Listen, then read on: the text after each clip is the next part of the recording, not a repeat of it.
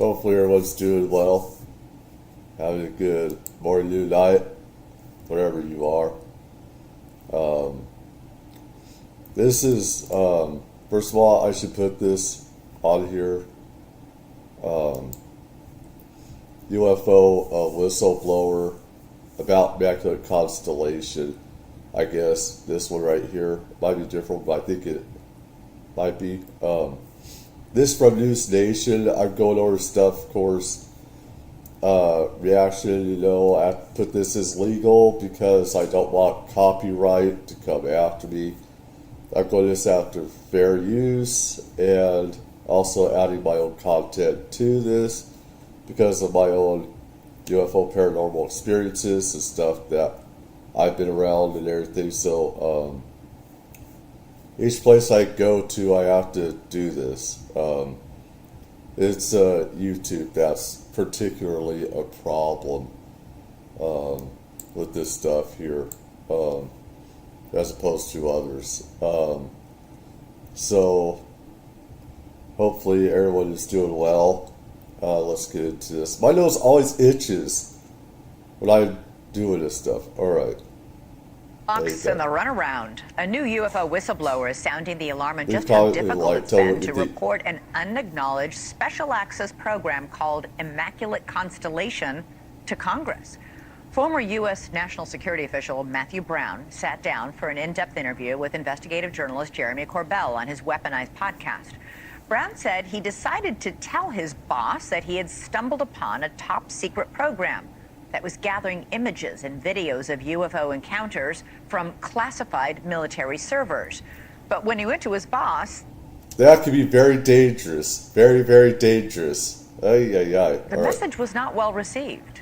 No, of course not. Stop. Did you read this? And I don't answer, but I just look him in the eye and I look at the screen and I'm like, of course I read this. That's how you know it exists. And he definitely picked up on that, and the conversation ended with him saying, delete it, and he left the room and we never spoke of it again. Oh, hell no! Brown says he didn't stop there. He went on to report IMCON to his boss's boss and to other high-ups. He says still nothing happened. He eventually decided to seek whistleblower protection and submitted written testimony to Congress. And after a couple meetings with congressional liaisons, still nothing happened. So Brown decided to tell the State Department he's going to go public. So much for Congress and the people that represent the people having our backs. I mean, this is proof right here, whether Democrat or Republican. This is very criminal what's going on with UFOs, re-engineering them, stuff like that. And the stuff that we do to re-engineer them to keep them secret and all the other programs. And it's just criminal that they don't have his back or anything. So he says his main concern at that time was his own safety. Yeah, I'm definitely no illusions that the U.S. government at some capacity knows about me. I'm mainly concerned about foreign intelligence and their possibility of collecting on me. I'm in D.C., spy capital of the world. I was very concerned about that. Brown says he was... This is the thing. I would not worry about the Russians or Chinese. They'd want to know what he knows. They'd pay him a good amount of money. But I don't know. I mean, I'd be worried more about my own government trying to kill me or, do something to my car, truck, or whatever. Their surveillance of me and stuff like that, sending people after me. But, the Russians, Chinese, and other countries have their own UFO programs and stuff. They have their own reverse engineer stuff and everything. So, they're not going to... I don't know, He's equally concerned that the systems put in place to help whistleblowers come forward and protect them seem to have failed him every step of the way. Joining us now is investigative journalist and co-host of the Weaponized podcast, Jeremy Corbell. Jeremy, welcome back. Matthew Brown really describes what he said was serious red tape when he was just trying to report what he saw. Why is that? Yeah, it's even much bigger than that. I mean, Matthew Brown is an American patriot. And as journalists, George Knapp and I, we are pit bulls on this issue of protecting whistleblowers. Congress has made a show of this. They want whistleblowers to come forward. Well, here you go. So Matthew Brown has inside knowledge of the deception of our government by elements of the intelligence community. He has tried to raise the red flag. He has tried to tell people what's going on. And he's done everything in his power to do it the right way. And this was the best way now, is to come forward with journalists like me and George. Yeah, but Congress has also made a big show of investigating UFOs and UAPs. I don't understand why they wouldn't be jumped. It's a big show. It's a big show that they're running. It's all BS. I mean, if they really wanted something done, they would tell the public. They let everything out about UFOs, remote viewing, psychic abilities, and all this other stuff. It would be a real changer, but it's like Hollywood. How I remember watching stuff from the 40s, 30s, 40s, and 50s, and there's this song that they made where at the stage of the show is entertainment, and what Congress is doing, representatives, is putting on a show, and they don't do anything. This is what both sides do. It's just like Hollywood. They take their cues from Hollywood and stuff like that. So on this. Right. I think it's a dynamic process. I still want this process to work, and I have been fighting with Congress, really great allies in Congress and senators, to make this work. They have to allow people to be heard in open congressional hearings. That's the whole thing. Do you think that part of the problem was that what Matthew Brown was yes. describing in this Immaculate Constellation program sounded so far-fetched that people were just like, yeah, I don't believe it? Not at all. Not at all. This was taken seriously from the very beginning, all the way up through as he brought it up to people's interest. So first of all, there's a difference between the Immaculate Constellation briefing versus the field report, which we successfully got onto congressional record at the last hearing. I brought that into to Congress and got that on the record. So the difference is the briefing is what he was first initially exposed to. That's what he raised the alerts about. That was the entry point to him and his extensive, long investigation into this. If you read the first part of what he submitted and what we got onto congressional record, it says this document is the result of a multi-year investigation into the subjects of UAP, technologies of unknown origin, and non-human intelligence. Nobody thought this was far-fetched. Everybody took it seriously. And how did Matthew Brown get access to these documents? Does he say? Absolutely. If people watch the first two parts of the interviews, you will see step by step. We walk through exactly what happened. At first, it was accidental exposure to the Immaculate Constellation. So he just opened something that he, by accident, and saw something crazy inside, basically. In fact, he was raising the alert that if this is an unacknowledged special access program, that it was filed in the wrong place. And then he felt threat that he had seen it and was seeking guidance after he got classes on how to deal with what they call spillage, which is where you see a compartmentalized program when you're not supposed to. This kid has done everything right, and he has not received the support that he should, and Congress should. So he did his job. He wanted to prevent people that didn't have authorized top secret clearance, the right certification, the right level of top secret, because there's different levels of top secret. Well, you cannot see ultra and stuff like that and everything. Above top secret, there are different levels of top secret. And he's just putting out saying, hey, anybody can see this just as top secret clearance, or in my department, is this supposed to be here or somewhere else? Because this is really sensitive information.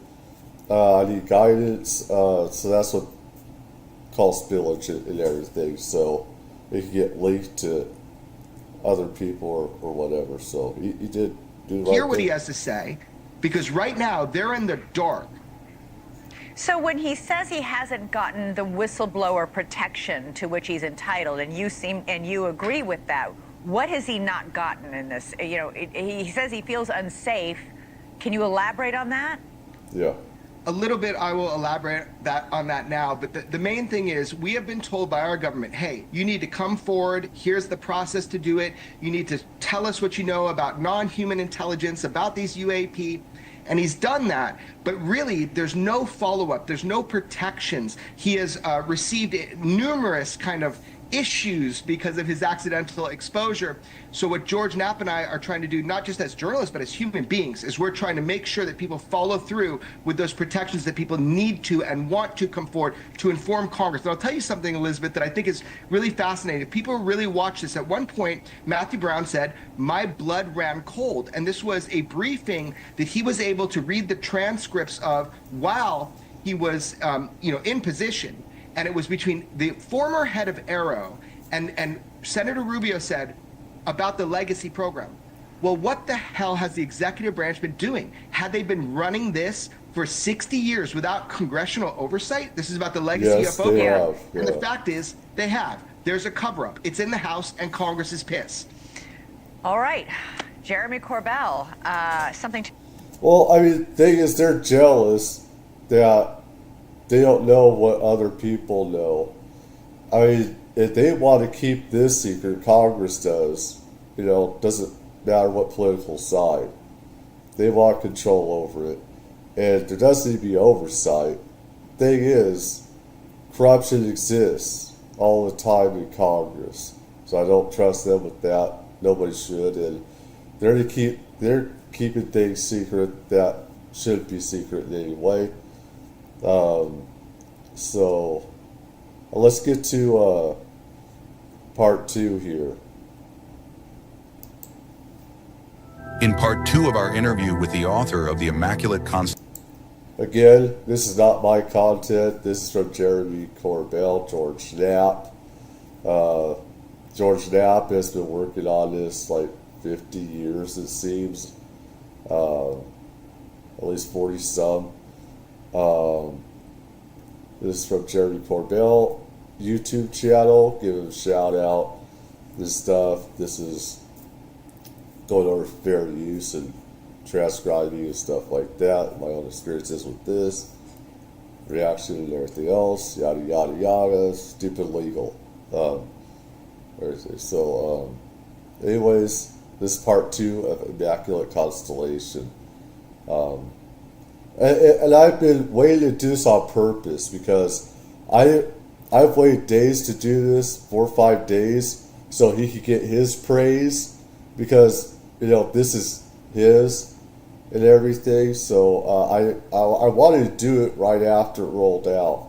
And I said, no, that's also could threaten me with a copyright strike and everything else because of that. So I want to give them their time, their just dues, and so they can make money, you know, because they need money to support. So that's why I waited. Constellation report. So the idea that it could have been a war game, could it have been something, you know, some of these UFOs that have been seen over nuclear missile bases, silos and things of that sort, the implication has been, as with drones, that it's a readiness test of some sort. If that had been the only thing I had seen and none of the rest of this saga had happened, Right.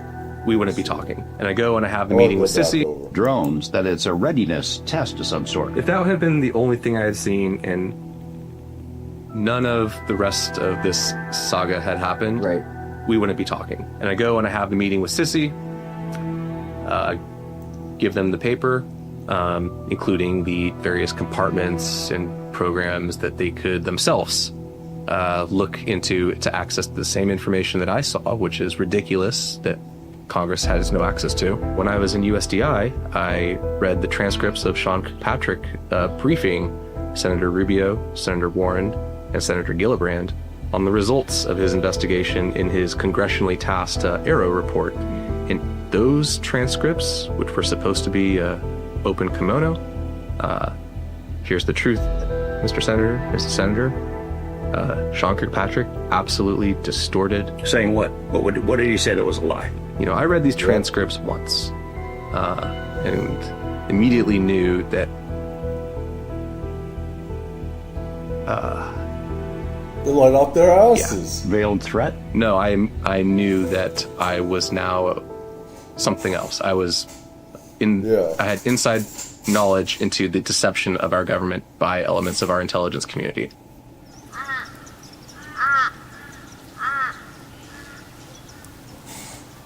People will be so curious. So what comes on the 4th page?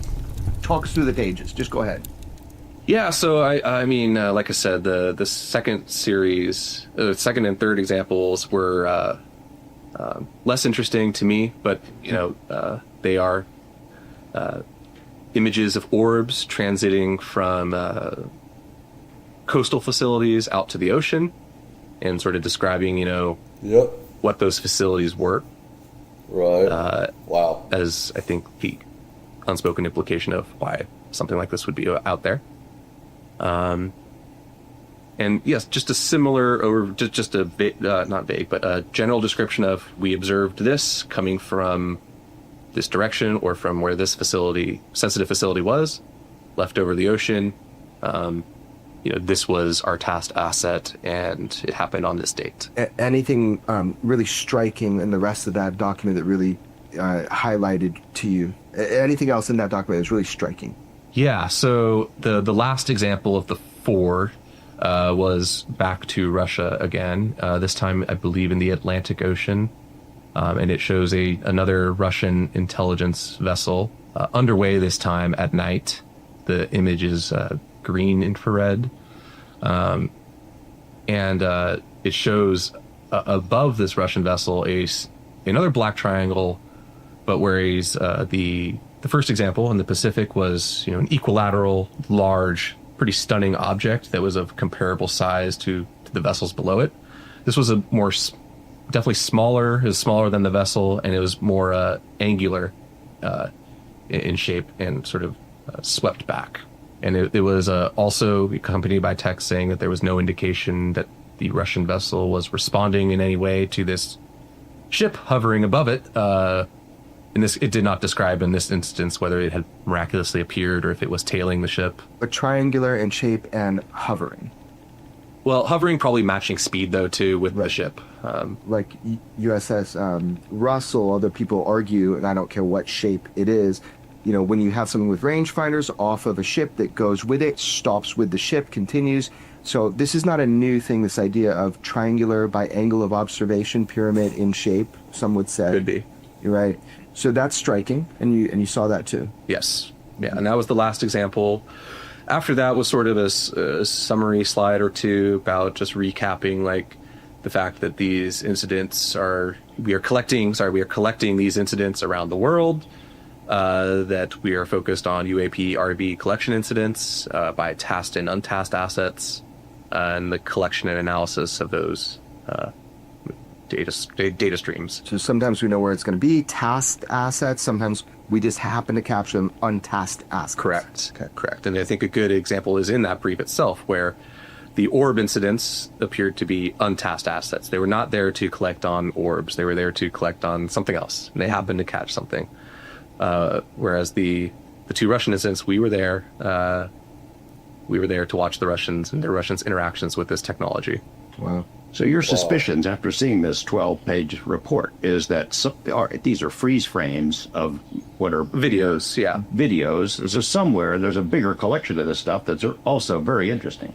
Absolutely, yeah. There was informal collections of this stuff by interested people on those systems, and there's absolutely professional mission tasked databases for this. Okay, so you've seen, now you've had this exposure, you try to do the right thing, and you take great steps to try to do. It takes a little while for you. It does.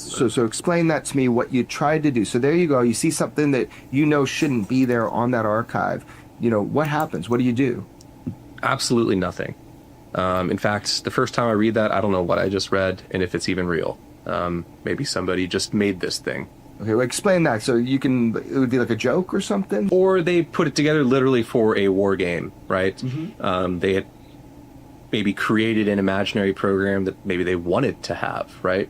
Or a desired capability, or something that was representative of the true thing to be used. Is that normal or common though? That's a weird thought. Like, it is a weird thought, but this is what's going through my head because it's so bizarre. Okay. And you're like, no way. Yeah. I'm going through everything, all the options why it's not what it is. Right. Yeah. And so I do nothing for some time, and then we our office gets a training on or a refresh training, but this was new in my career, so my first time on what to do in cases of spillage for sap material. Okay. And I realized, well, no matter how weird this is, this has all the hallmarks of what you guys just said is a big fucking deal. Yeah. So, I can either pretend like I didn't open and read this thing 80 times and hope that IT doesn't notice that either, or I can report it myself. So I did that, or I tried to do that. You tried to report it. You read it a bunch because it's fascinating, and then you try to report it. So what does that look like when you try to report that? What'd you do? So the first time, I went just quietly to my immediate supervisor, a retired Army colonel. So you go to your supervisor, superior. Mm-hmm. What? I gotta say, hey, I gotta show you something in our closet.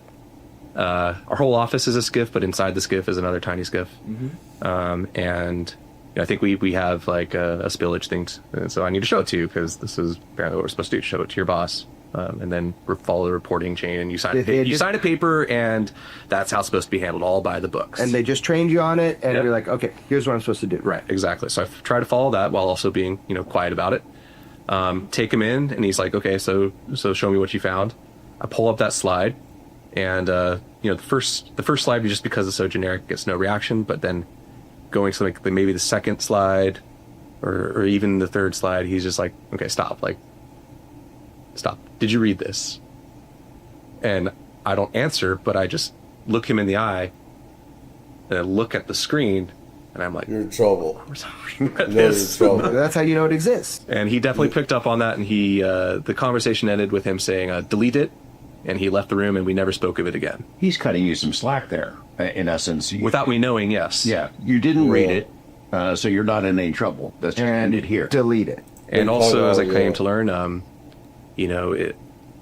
certain material you get exposed to, and you're kind of marked for life that happened, and it's probably not good for your career at a minimum. We've seen other whistleblower friends of ours have experiences like that. They're marked. Yeah.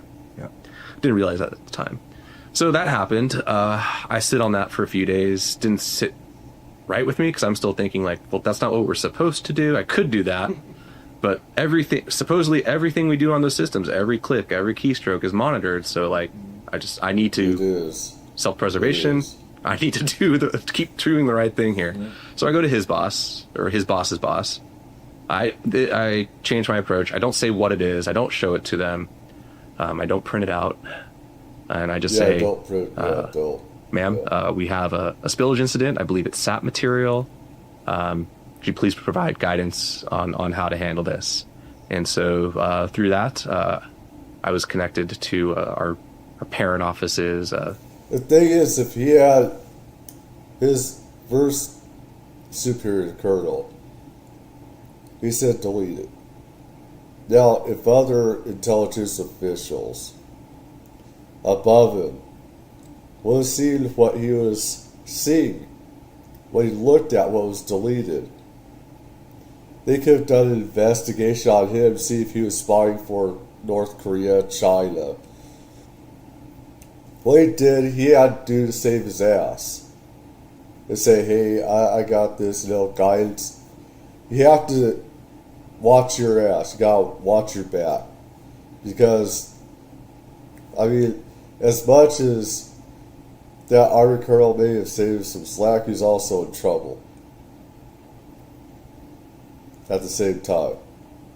So, he has to cover his ass and say, yeah, I saw it, guidance. And is this supposed to be here, in our department, compartment, etc., stuff like that. So, Makes sense. Special access program control officer. Had a meeting set up to go meet with them a few days later. That happened. I go to that meeting in a SAP-F, so where this material is supposed to be stored and handled.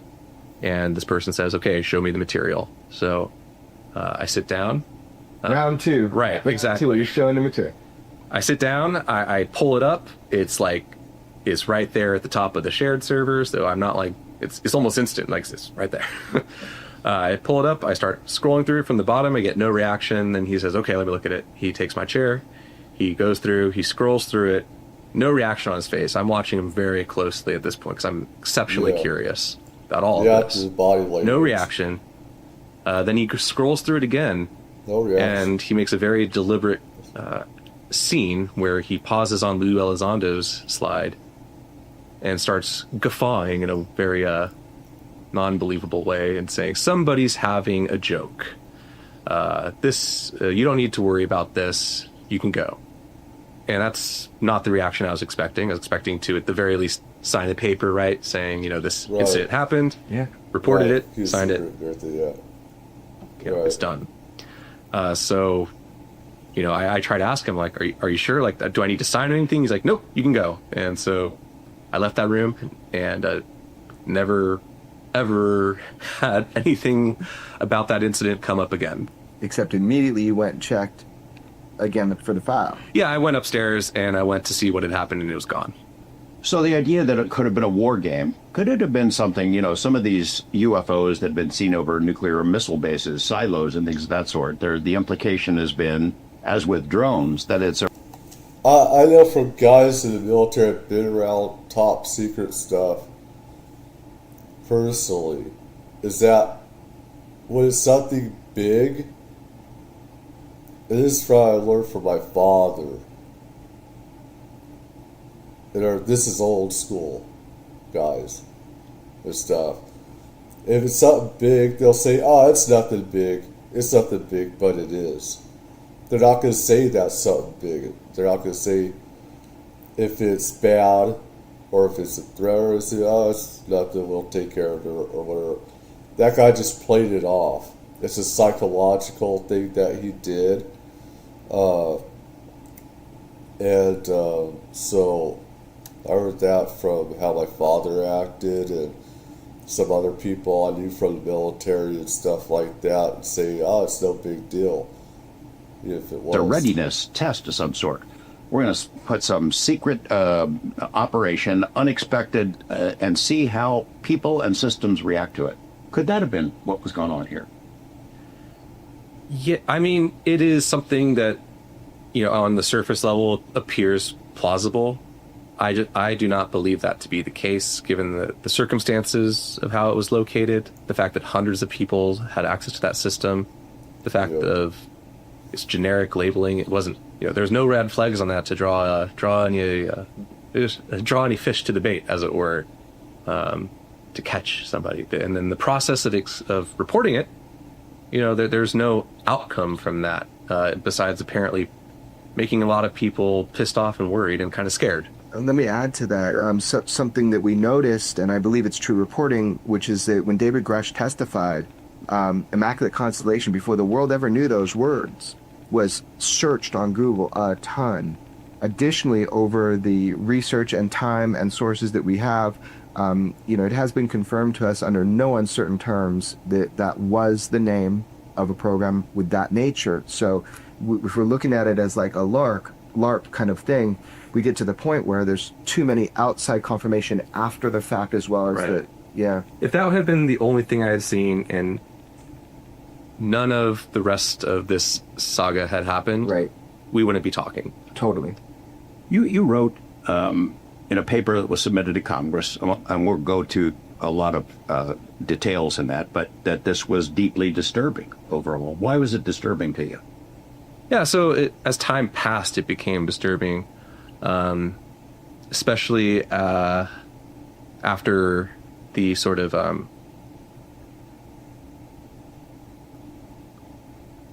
the process of Grush coming forward left a wake on the inside too. People were tracking that who weren't even involved, but were able to see sort of the distortions on the inside. Distortions of truth. Exactly, but also, bureaucracies and offices behaving weirdly around this subject, and sort of the movements for reaching out to Congress to get legislation drafted that eventually became that Intelligence Authorization Act and that first NDAA, where they provided whistleblower protections. I think that was one of the moments that really started to convince me that this was not under our government's control. That's a core of why we're talking today. Yes. What do you mean? Just on an emotional level and blunt analysis, why the hell is Congress passing a law asking for UFO insiders from the intelligence and military community to come talk to them directly under amnesty about something that doesn't exist, isn't an issue? And if it does exist and is an issue, but it's secret, apparently our most sensitive congressional committees are not briefed on this.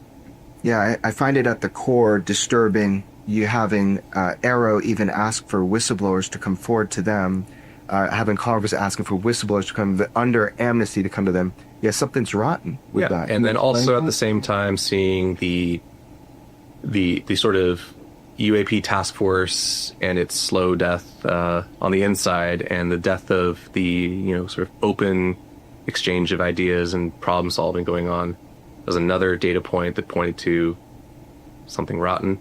Mm-hmm. And the last one that really sealed it and really convinced me that I need to find a way to bring this to Congress, no matter how small it might be. It apparently matters. Mm-hmm. Was when I was in USDI, I read the transcripts of Patrick briefing Senator Rubio, Senator Warren, and Senator Gillibrand on the results of his investigation in his congressionally tasked Arrow report. Mm-hmm. And those transcripts, which were supposed to be open kimono, here's the truth, Mr. Senator, Mrs. Senator, Sean Kirkpatrick absolutely distorted, downplayed, and can't prove it, but I would say outright lied to the people who have direct responsibility for him. Saying what? What did he say that was a lie? So it's more of a lie of the whole thing, the big picture, right? Mm-hmm. In the meeting, it's Congressman Rubio, we've heard about this incident. We just don't have enough data to go on it to really know what this is. We don't have any way of really figuring out what's going on. It could just be an anomaly. In fact, it's most likely an anomaly. So starting with an acknowledgement that, here, you have some data, but we have the insight and the scientific expertise to make you feel at ease. Nothing to see here, folks. Move along. Exactly. Although there was also political discussion involved and historic discussion. And I read these transcripts once and immediately knew that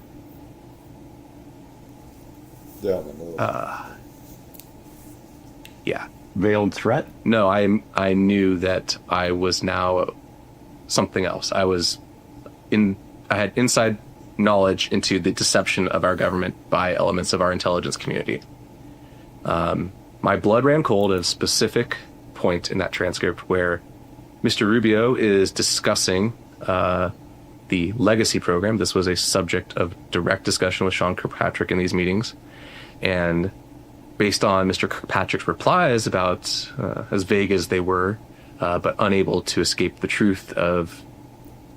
God, Google, get your shit together. Your translation, your caption, I should say, is crap, is trash. Get it together. Holy shit. The legacy program. Mr. Rubio's response was, well, what the hell is the executive branch doing? Have they been running this for 60 years without congressional oversight? I might be paraphrasing a little, but that's near enough verbatim. And I saw that line, and I basically closed that file and had a pretty sleepless night. All right, you said your blood. The thing is, this is above the executive branch. Still, the president, Truman, Eisenhower, some presidents, gave the CIA some authority to do things, and then they gave it to defense contractors and stuff like that. They did what they wanted and stuff like that. They had, above top secret stuff they could do. They had, what's the legal term? It's, I forgot what the hell it's called. Where legal immunity, they're legally immune to prosecution because of the authority the executive branch gave them at the time. That still carries over to this day, where they can keep all the stuff a secret and everything and keep it from Congress. This is, since 47 and everything. So before that, we had secret societies that had UFO stuff or whatever, secret stuff, before the CIA was ever conceived. So Ran cold, meaning you're pissed, you're spooked. Scared. What is scared? Scared for your country. I just think in general, it's like I don't know, there was nothing associated. It was just like immediate, oh, fuck. Good response. Yeah. Meaning you now know this is real, this is a cover-up, they are lying about this stuff. Yeah, at that point, I definitely knew the phenomenon was absolutely real. I knew we were tracking it. I knew we had lots of resources on it for some time. But getting to that final, step in the ladder and seeing oh, and the cover-up is real, and it's inside the house. Give us a sense of, you read one document that said Immaculate Constellation and it had some images with it. What additional information did you come across that reinforced your belief that there is a big surveillance program collecting this stuff? Well, I mean, one is just the fact of its existence, right? In the brief, it's talking about the general mission. It's giving examples, but it's clearly talking about a collection mission. And then there's programs that have since become public. The most relevant one in this case is the NRO Sentient program. that's the National Reconnaissance Office. We have way too many, so many parts of our government needs to be totally destroyed and redone. Because with all these intelligence agencies, it breeds corruption and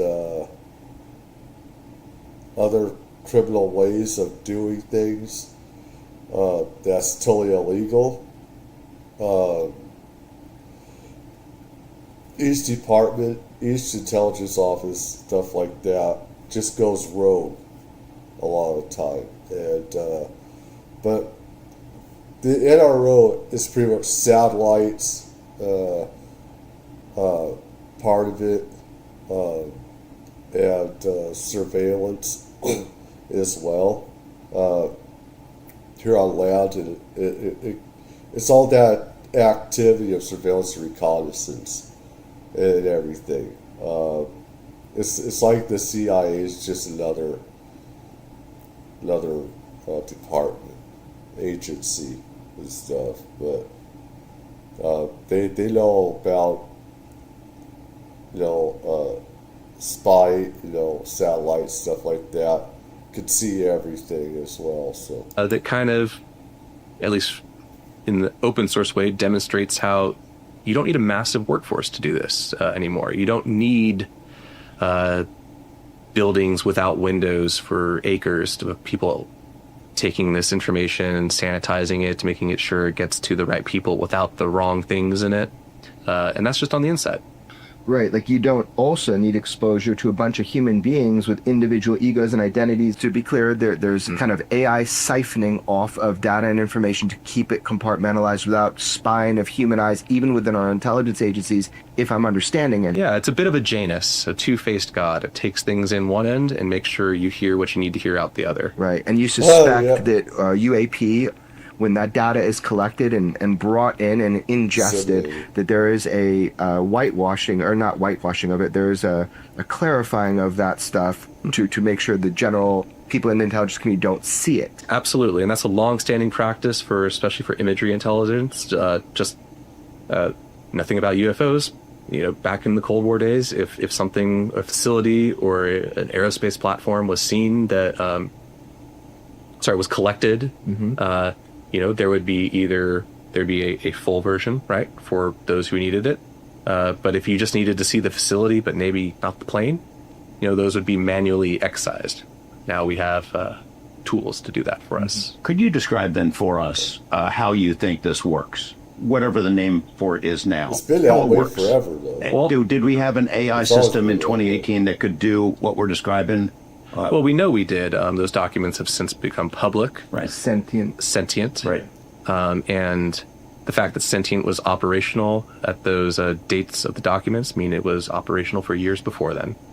Years before 2018. We've had our conversations, private and otherwise, about this kind of an operation, and it just seems like, gosh, there should be somebody who's collecting all this information and studying it and trying to figure it out. Hold on, I take something for my nose and stuff, and my nose real quick, I'll be right back. Sorry.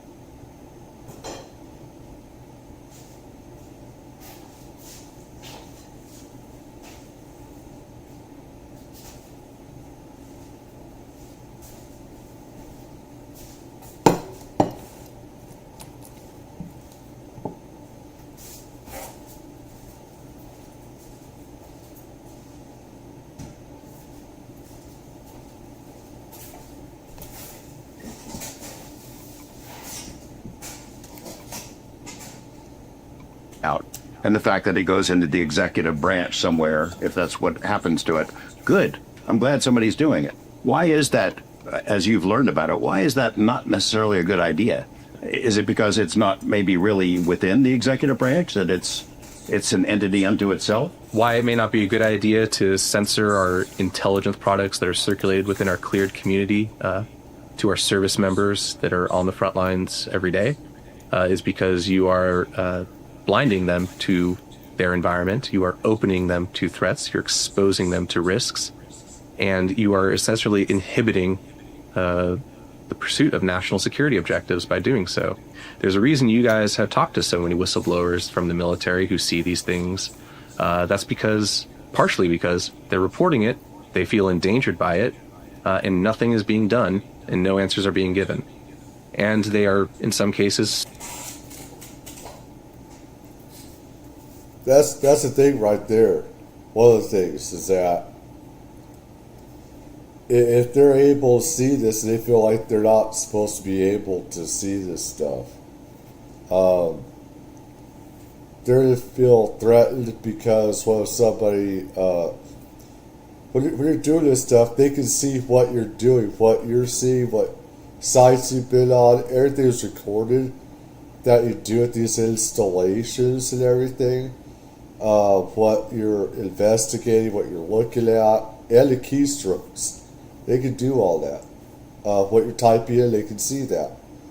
It's data, and the data shows up, the codes and all this other things and everything. So, if they feel like they're seeing something that they're not supposed to be privy to see, then, they can be investigated, seen as a threat, maybe as a potential spy for our country, like, say, North Korea, China, Russia, Iran, or whatever. So there's a good reason for, them to feel threatened, or they could just be thrown under a bus or something. Suffering legitimate injuries.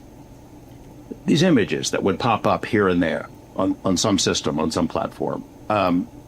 This AI program that was once called Immaculate Constellation, it would grab them, take them away, and then they're gone from those platforms, those places. So like CIA or something. Yeah, I believe where it could, the data was ingested essentially in a stovepipe, right? It's locked off. It goes into the black box, and then a product comes out for what you're cleared to see and what you have a need to know to see. Wouldn't somebody say, "Hey, where's my image that I recorded?" And then where'd it go? Yeah, there's a lot of people who have had. That's artificial intelligence. Thing is, AI is dangerous. It has a mind of its own. It's gone rogue on some programs and stuff. But they're idiots enough, they're stupid enough to use AI. I see why they're using it, because it's faster, because they don't want people to see everything. They trust more stupid AI, which has a mind of its own, and develop its own language and intelligence department. AI can do all this stuff. But I hope it nips them in the ass in some ways. But thing is that they can get all this stuff from all these departments and organizations, AI, and pretty much disseminate, cut stuff out, have stuff only that some organizations or some people, need to know basis, and edit, cut stuff out, etc. So people don't see everything, know everything about what's going on. Like I said, need to know basis or whatever. And only certain people can actually see the whole entire things, whether it's video or reports or whatever. So had incidents like that. We also have to remember there's a lot of surveillance and reconnaissance platforms. Not all of these are controlled by military or national intelligence. And I believe a lot of what defense was contractors, circulated for some time among the community was people at combatant commands or with operational units. They had their own platforms, essentially. They control that data to a large degree, and they were able to decide that it goes on JWICs, not into the black box. Right. So I've heard this over and over and over, that there are these pipelines of communication, let's say overseas to CENTCOM, but there's a squeezing point, there's a narrowing point where stuff doesn't get where it's intended to get, and that's... I have to say, because stupid YouTube and their crappy, stupid closed caption thing is not working right. CENTCOM is spelled with a C, Central Command. Guys, need to get your shit together, YouTube. Anyway, so I have to put that out there because they're getting it wrong. It's Central Command CENTCOM and stuff like that. And like I said, and I've been saying, stuff that I know is that, like I said, some of this stuff, other intelligence agencies or like defense contractors that do special access programs, top secret programs, reverse technology, stuff like that, if they don't want to put that stuff out there to their department or whatever, they don't have to. There's very criminal cartel type of stuff going on in how each agency, department, and defense contractor organization will want to let out there, and they want to control that for their own purposes and stuff like that. So it makes a lot of sense. It's about power. Information and intelligence is power. Hold that power over others and everything. It's been a problem operationally, especially when it comes to UAP stuff. People have tried to track and follow what they've submitted, and it didn't get where it needed to. It's been siphoned off. To be clear, Immaculate Constellation is not an AI scrubbing program. Just, so our audience understands that. Right.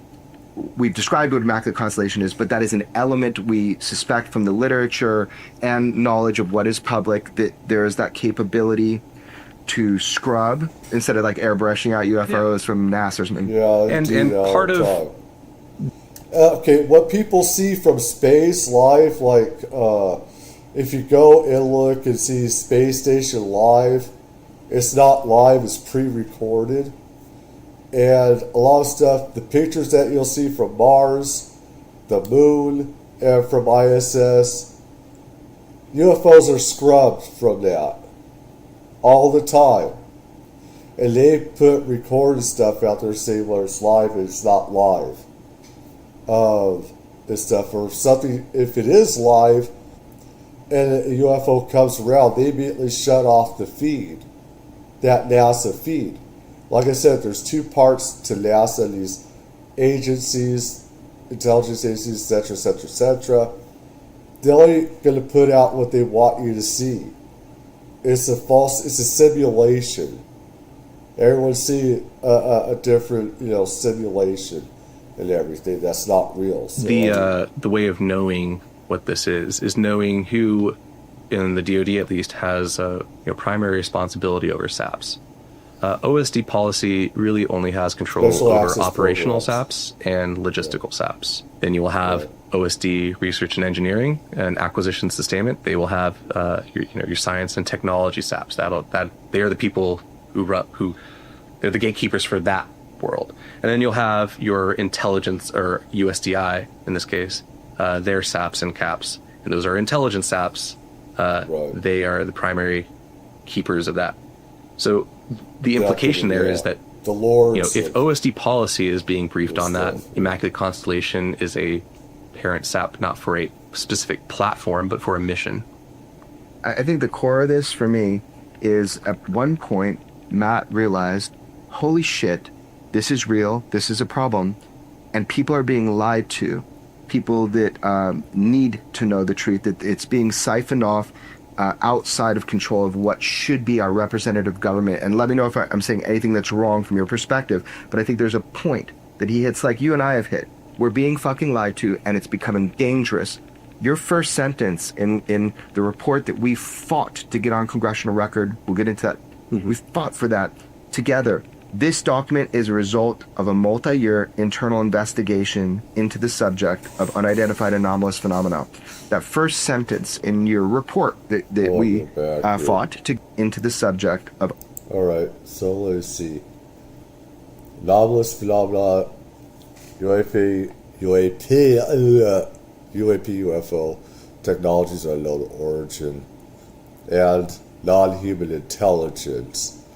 This investigation was undertaken in response to urgent and credible threats to the public good and safety of the United States of America, and provided Congress through a UAP whistleblower mechanisms established by fiscal year 23 National Defense Authorization Act and the fiscal year of 23 National Intelligence Authorization Act. The data consulted during this investigation and summarized in this report originate from non-public data held within the executive branch of the United States government. Like I said, I've gone over the Constitution, what the executive branch could do and everything. It's a lot more power over the courts and everything. But anyways, the author obtained access to this information while pursuing their lawful duties as an employee of the Department of Defense. This public version of the author's report was reviewed and approved for public release by the Department of State Bureau of Global Public Affairs. Right? No breaking laws is what I'm trying to say. You're breaking laws, okay? The results of this investigation are deeply disturbing.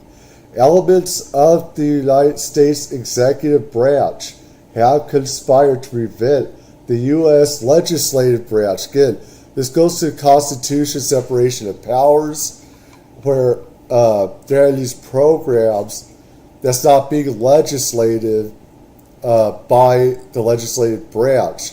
Like I said, we have these separation of powers for reasons to prevent corruption and stuff like that.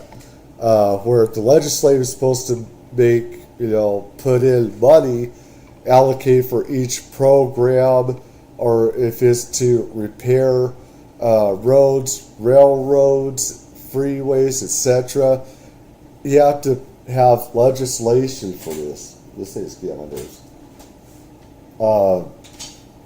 So you have that there, and you have separation of powers for reasons, like under the Constitution. Unidentified anomalous. From exercising its lawful powers of governance with respect to UAP, TUO, and non-human intelligence issues.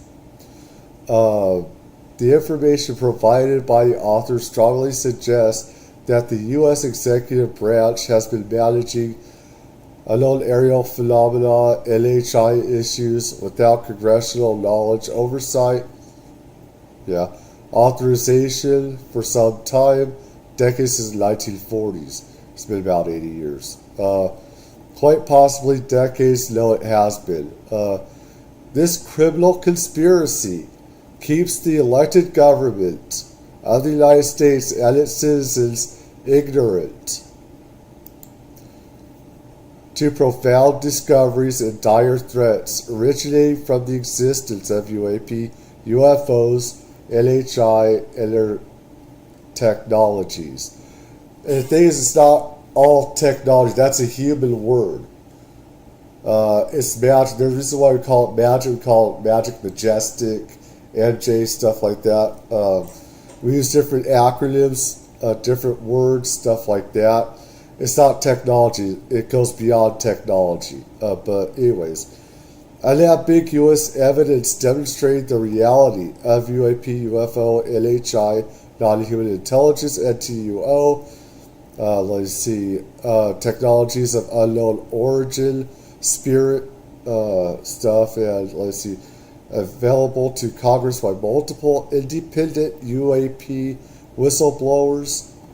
This document but is one item of evidence brought to Congress. Much more exists and hopefully will be made available in this public version of the report. Information is organized into 7 categories of evidence, including unacknowledged special access program, SAPs, USAPs, imagery, intelligence, and it's too bad. I'd like to see the whole thing. There's no way I can get that, but anyways. Phenomenal. That first sentence in your report that we fought to get into congressional record for a reason. So basically, your blood goes cold. You're like, oh, fuck. And then you do a multi-year internal investigation. Explain that. It's your first sentence. What'd you do? At the time of that knowledge, I was still in the Pentagon, but I was not a whistleblower. My investigation at that point was in the pursuit of my duties encountering WMD.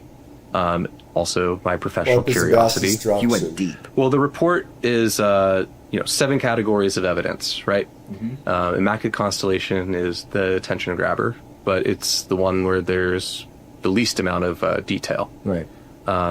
So I basically conducted my own amateur all-source analysis of what the U.S. government, specifically the DoD, because that's what I had access to, knew about UAPs, and I collected that information and sought out a way to go to Congress because they asked and provided amnesty for whistleblowers. If they did not want that, they should not have written that into a law. Right, they said they did. Exactly. You started to go down that path, and that's our Well, kind of next bullshit, step is yeah. you're seeking whistleblower protection. Okay, so Right. now you realize you got to do something, and you feel compelled. I think we understand. And again, I have to say it's because if you don't get that, you're facing federal charges, 25 years to life imprisonment. Each whistleblower. This is why Lou Elizondo can't talk about it. There's certain things each whistleblower kid cannot talk about. Some can talk about more things than others, and they're allowed to or not allowed to. But each other add charge. If you say one thing, just one thing, you say one word that's secret, that pertains to something that's secret, that's 25 years. You say another word, that's 25 years. Another 25 years. And just as 125 years can add to life imprisonment into federal penitentiary. That's why people keep their mouths shut. Not only that, but they could go after you, they could kill you, or whatever. This happens. So, Why he feels compelled. It's dangerous. You seek whistleblower protection officially. Is that the next step, or what's the next step? The next step is to figure out how to even get to Congress. Okay. And actually a little bit before that to figure out, like, am I even needed? Okay. Because at this point, right. the legislation was there, but Grush was not. I was aware of people on the inside, some of whom have since become public, some who have not, who, at the very least, shared a interest in this getting a wider exposure in the intelligence community. So I started talking to people in that world, and trying to quietly figure out, what's the state of play? Is what I have valuable or needed? Right. Do I need to go forward? Right. So there was a long feeling out period there. Lots of mistakes made, but those were mistakes born of risk because, there's no channels for this. There's no Right. official process. Uncharted territory. And I'm literally in the belly of the beast. Back to a constellation, you begin to get the sense that it is, in fact, a constellation with a lot of individual stars or stovepipes underneath it. Could you That's describe right. that structure, what you learned, and how you learned it? So that's just more of a nature of Yeah, I already SAPs, heard about apparently. that. Learning in how they're constructed and especially how the internal security for SAPs is run. I think you guys have reported on it that the budget for security is much higher than the budget for the actual research on this. Internal security for So it's that special access program, the umbrella. It's Department 1, and there's Department backed of subcompartments, and it goes all through command dissemination process. These three. This one.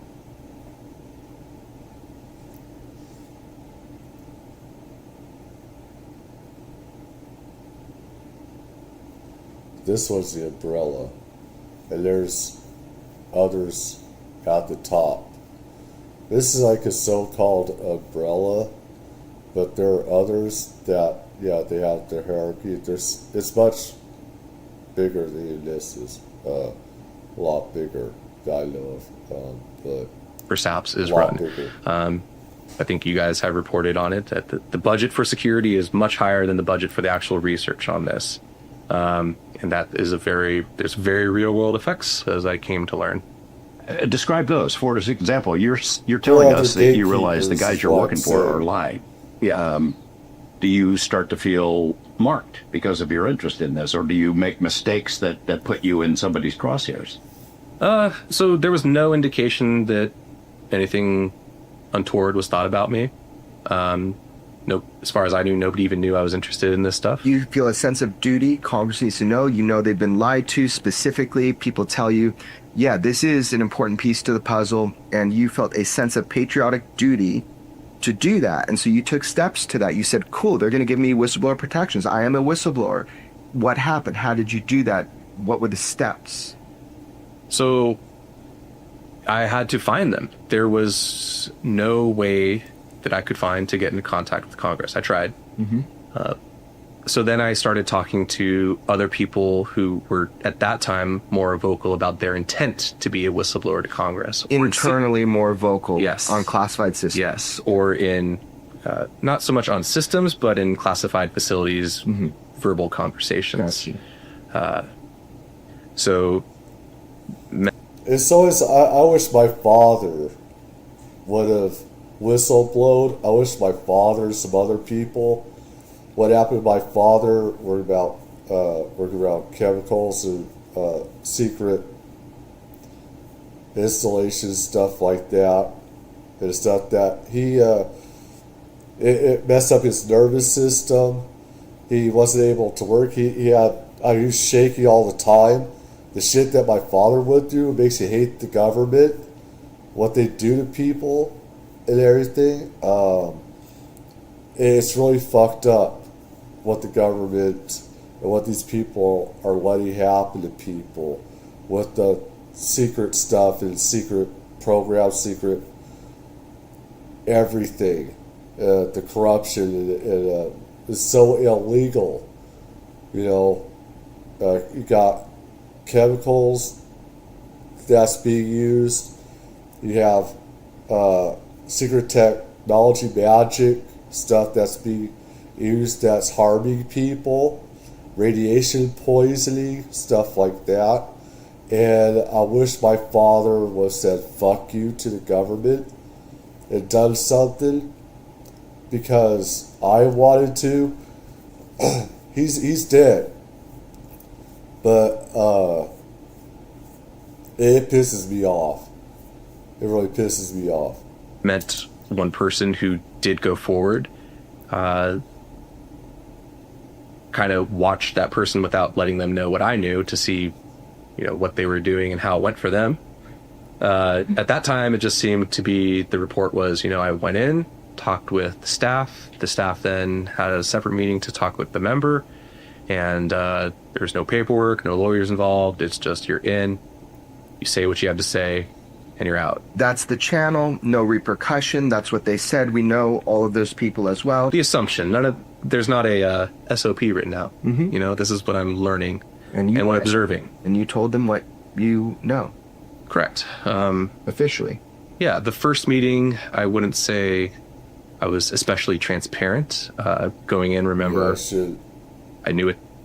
I knew my bosses were lying. Mm-hmm. I'm talking to a permanent member of the Senate staff, not a member, an elected representative. I don't know what their agenda Could have been bait. You would have been careful. Could have been bait. So I shared, the attention grabber, the IMCON story, and slowly worked my way around those other categories of evidence, but left it at I got more to say, but we should probably, do you want me to say more? What comes next? So that meeting was had. I spoke to that person in the skip. Yeah, instead of trusting people in the government, some of them will make you out as a criminal instead. And there's only, I wouldn't know who to go to or anything. There's a few on now that people can't, but back when he was doing this or whatever, and there was not a process, you didn't know, because everyone has their own agendas. And some people just don't give a shit, and they just think that this is all,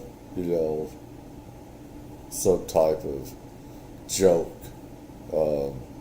hocus pocus type of stuff that isn't real.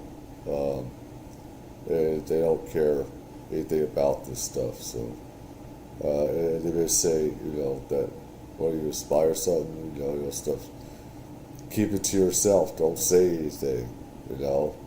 In the Hart Senate office building. I signed my name on the log, my true name on the logbook on August 17th. We've been into that skiff, and George signed that line as well. So unless that page goes missing, it's there. Yep. You got balls like church bells, man. I mean, going in there and doing this uncharted territory, you're just trying to do the right thing. I can kind of feel it, that that's a difficult thing, and you did it, and you went in. Yeah, What I happens don't next? know who to trust then either. Right. So what happens next is I'm told, okay, so we're going to set you up. To be clear, I spoke to a staff member from SISI. I was told that next you'll speak to a staff member from SASC, and then we will have a meeting with both SASC and SISI with the elected members of Congress there and the two people and the staffers that I spoke to. That's what's supposed to happen. Right. So I feel a little better leaving this meeting, actually. The person I interacted with seemed very genuine, took my concerns for safety very seriously, and perhaps oddly, but it was somewhat comforting, seemed to know more than me.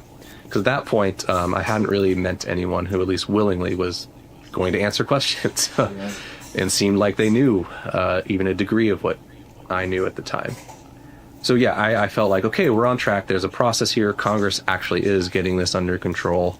I'll have these meetings and it's, get a handshake, maybe a nice little thank you. And I feel like I did my duty and I can get back to my career. They're asking you to come forward and you do it.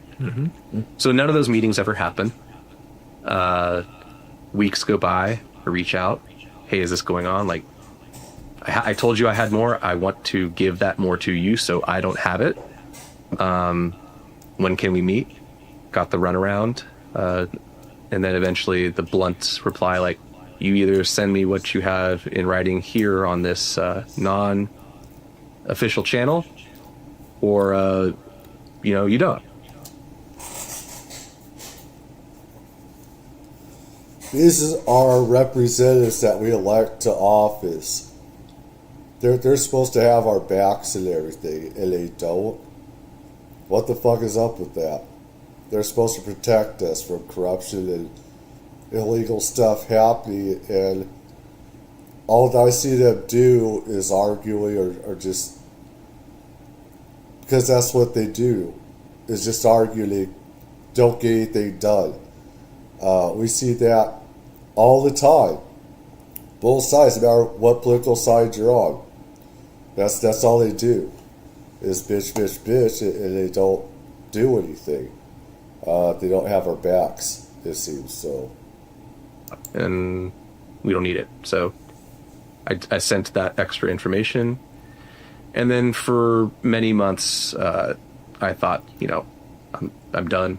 It's disillusioning, isn't it, that the Congress has made a show of this. Hey, we want the information. We're going to pass this legislation, protect whistleblowers, come on in, tell us this stuff, and then the channels really don't work. I came to be disillusioned. At the time, I just, I came to believe, like, okay, I had something that was of minor importance. I'm just really not important enough to talk to anymore. So you're the little guy. Shut up. We don't need you anymore. Or also just move on. Just the fear, right? The fear that you're trying to do the right thing, the sensitive topic. People are lying. Who do you trust? And all of a sudden, you do what they say. There's got to be fear there. Like, oh shit, should I have opened my mouth? Yeah. Yeah, but I think at that point though, it was mostly hurt. I still thought like, I guess I'm too small, but too small, and I guess you guys got this already. When I talked, to be clear, David Grush had just spoken the month before. Where's the protection? Right before then, I was clear, like, hey, this meeting's been in the work for months. I saw David Grush's testimony. I don't even know if you need what I have anymore. Right. This guy seems to have it all. But yeah, they still wanted to talk. Right. Did there come a time then when you start physically meeting with other people who are sort of like whistleblowers, or at least making sounds like whistleblowers? Yeah, so that came about. The person who connected me to Congress started trying to make a network of people in the IC and the military. For what ends, it was kind of vague, but it was more of at least a community of interest, maybe looking towards like a group of current and former national security employees that can, be a resource that Congress can call on to either speak or just to make a statement, Legit, getting organized. Yeah, you got to be thinking, well, look, I'm going to go hear from some other people, see what their experience has been like. Maybe I'm not doing this right, and there's another way to do it. Well, I mean, at that point, I had accepted that, they didn't need my information. I didn't feel like there was anything left to do. Now I'm back at, well, I just want to know what's going on. These are the people like me, sort of. Did you have to tell your bosses, hey, I'm under whistleblower protection, allegedly. I went and whistleblew. Did you have to tell your bosses at your normal job? No, I did not tell my bosses. At this point in time, I was at the Department of State when I was a whistleblower, to be very clear. I was a whistleblower when I was a Department of State employee when I reached out to Congress, and I was a Department of State employee when I spoke to Congress. So I get another job with an FFRDC. I was going to work at DAHQ doing nuclear force planning. Pretty cool job. Yeah. And then last minute, a job posting goes up from the Department of State, and I'm told about it. I kind of knew some of the people at the State Department program. So that was a bit of a draw. If I feel like I need some protection,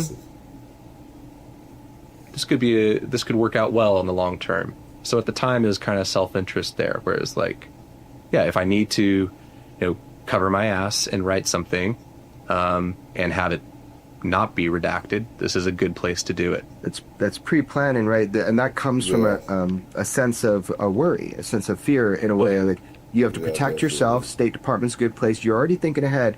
You're not doing pre-pub so you can write a book or be in a movie. You're doing pre-pub to protect your ass. You got a new job at the State Department. You have in the back of your mind, look, if I decide to take it a step further, this is a good place to do that. Right. What's your job at State Department, and did you like it? Yeah, so my job was on paper sort of similar to what I had done at the Pentagon, working in countering WMD. It's a cool job. Why was it cool? So the State Department one was mainly the draw. I mean, is to travel, and is to travel to countries that I wanted to. In my case, in Europe. You're interacting with universities, industry groups, government sort of associations. Much more slower speed, much less dark and grim and in the real world, as it were. Was there ever a period where you're thinking, maybe I'm just leaving this UAP stuff behind me, and no.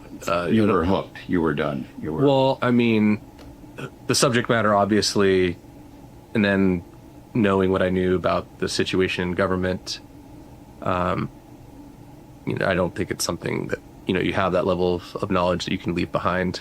Morally, you couldn't. Yeah, morally, and also it's still to this day is endlessly fascinating. Right. Mm-hmm.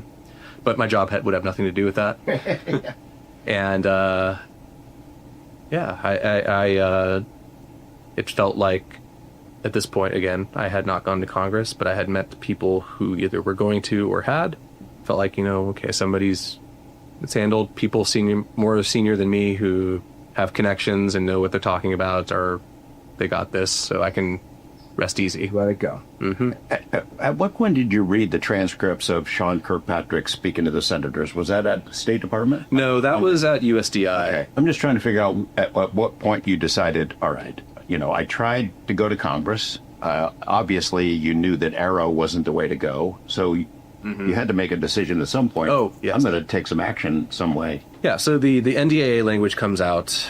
I recognize how serious that is. I'm talking with these people, even though now I'm at states. I'm still tracking what's going on, and start getting the scuttlebutt that somebody big is going to come forward, and the implications of what they had to say are not good, and they're making these people who are more senior than me feel or talk about that there's corruption involved, that there is criminal conspiracy involved. Nothing is being whispered, but things start to feel like, oh, maybe this isn't so just a Cold War black program that was allowed to go on for too long, and now it's just coming in from the cold, all nice and cute, something much darker. Right. You see people like Dave Grush come forward and get slimed. That there are other whistleblowers who have come forward bits and pieces. You have to realize at some point there's a lot of risk in taking action. Yeah, I mean, I went forwards in such close proximity to Grush that I didn't have, at that time, I hadn't observed, the blowback. it looked like from the outside that, you know, he had some friction on his way there, but looked like he got to Congress, was saying the right things, and Congress was going to do something about it. There was momentum. There was momentum. And, you know, at that time, I was already in talks to go talk to Congress. Just at that point, not so much like, you know, out of fear and desperation, just as like, you know, they're asking for people. It seems like they need it. Right. No matter how small, it seems like it's important. And this person told me it was important. This person I met with one-on-one. I told them about this USAP, which at the time, you know, I still to myself, I was like, I don't know if it's real or not. Mm-hmm. You say you've been to Congress and you know these things firsthand. Like, is this it? He said it was. Mm-hmm. And yeah, so have those interactions that we've already been over. Where do things start going for me? What's the phrase here? More serious. Mm-hmm. Is after Congress, after speaking to Congress as a whistleblower, I continued to interact with this person who was trying, or at least they told me they were trying to start a fund for whistleblowers to help get people out of the legacy program who wanted to speak but couldn't because they were both afraid for their life and their livelihood. Mm-hmm. And I thought, well, there's something I can help with. Good at writing paper. You know, we'll make this organization and I can contribute there. And so the honeymoon phase of, you know, I spoke my piece and now it looks like I'm helping the good guys and things aren't that serious continues after August of 2023. The result of that is, the result of Grush and all that, we get the UAP Disclosure Act, or the attempt to do it. Mm-hmm. And so I think when that failed, was the first blow to that hope that, you know, things would be handled constitutionally. Mm-hmm. Is there a point at which you see, let's call it the whistleblower community, a fairly small group of people who have different stories, that you become disillusioned with them and with their media contacts who are being fed bits and pieces of information? Now, yes, then no. There also wasn't as much media penetration or connection, whatever you want to term it, in those circles, at least that I was, you know, a part of. In those days, did you consider going to no? No, I had no outreach, no connections to media, and I was not pursuing connections to media at all. And, you know, to be fair, you're kind of navigating all of this stuff, you know, seeking advice from people, trying to figure out, what do I do? And you're a smart guy, and you look at the world and you start reaching out to a couple people. Well, the thing is, the media companies can't help you legally either. You have to go through the whistleblower, you know, chain of command and everything. There's a way of doing that, and just going to media, I mean, unless you feared for your life. Or you're just going to say, I didn't put this out. If I get killed, then at least this will be out. But, I mean, news organizations, you don't know, I mean, they have their own agendas. They make you look like a clown, like, you know, a clown, or, you know, just some lunatic, or who knows how they'll push your story. As well. Or they're being introduced to you, like myself, and you're kind of feeling it out too. Like, you know, what is the best path forward here? Yeah. That's so sort of what happens next is the UAP DA fails. Mm-hmm. And before that, we get word it's going to fail. Right. And this person tells me that Congress needs people to start fires to try to save the UAP DA. I ask him, are you serious? Is Congress has told you to ask people to make some noise and try to save this thing? That person told me yes. And so then I started trying to find some media personalities who could potentially be trusted. One of my next steps, which was, well, now I got to get something cleared. But then set back in a different way, which was, well, shit, we still have all these people apparently who are in danger.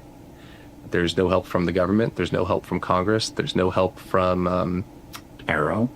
There's no help from people who say they care about humanity, but their actions don't bear that out. So back to square. Yeah, you find that politicians are a bunch of actors and liars and deceivers.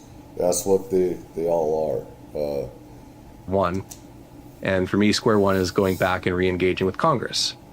So I reach out in that, I guess this would be winter of 24, 23, around there, back to my sissy connection.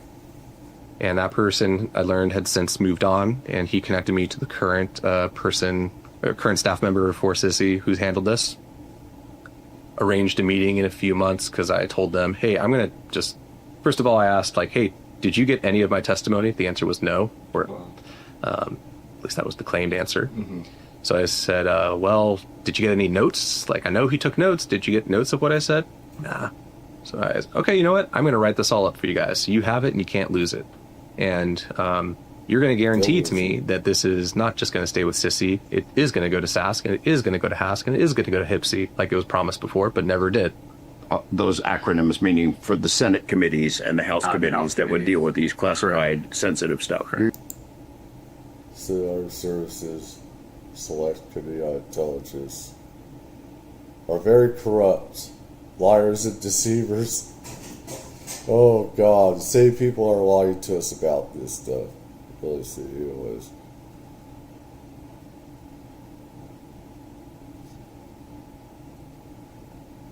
Too many organizations.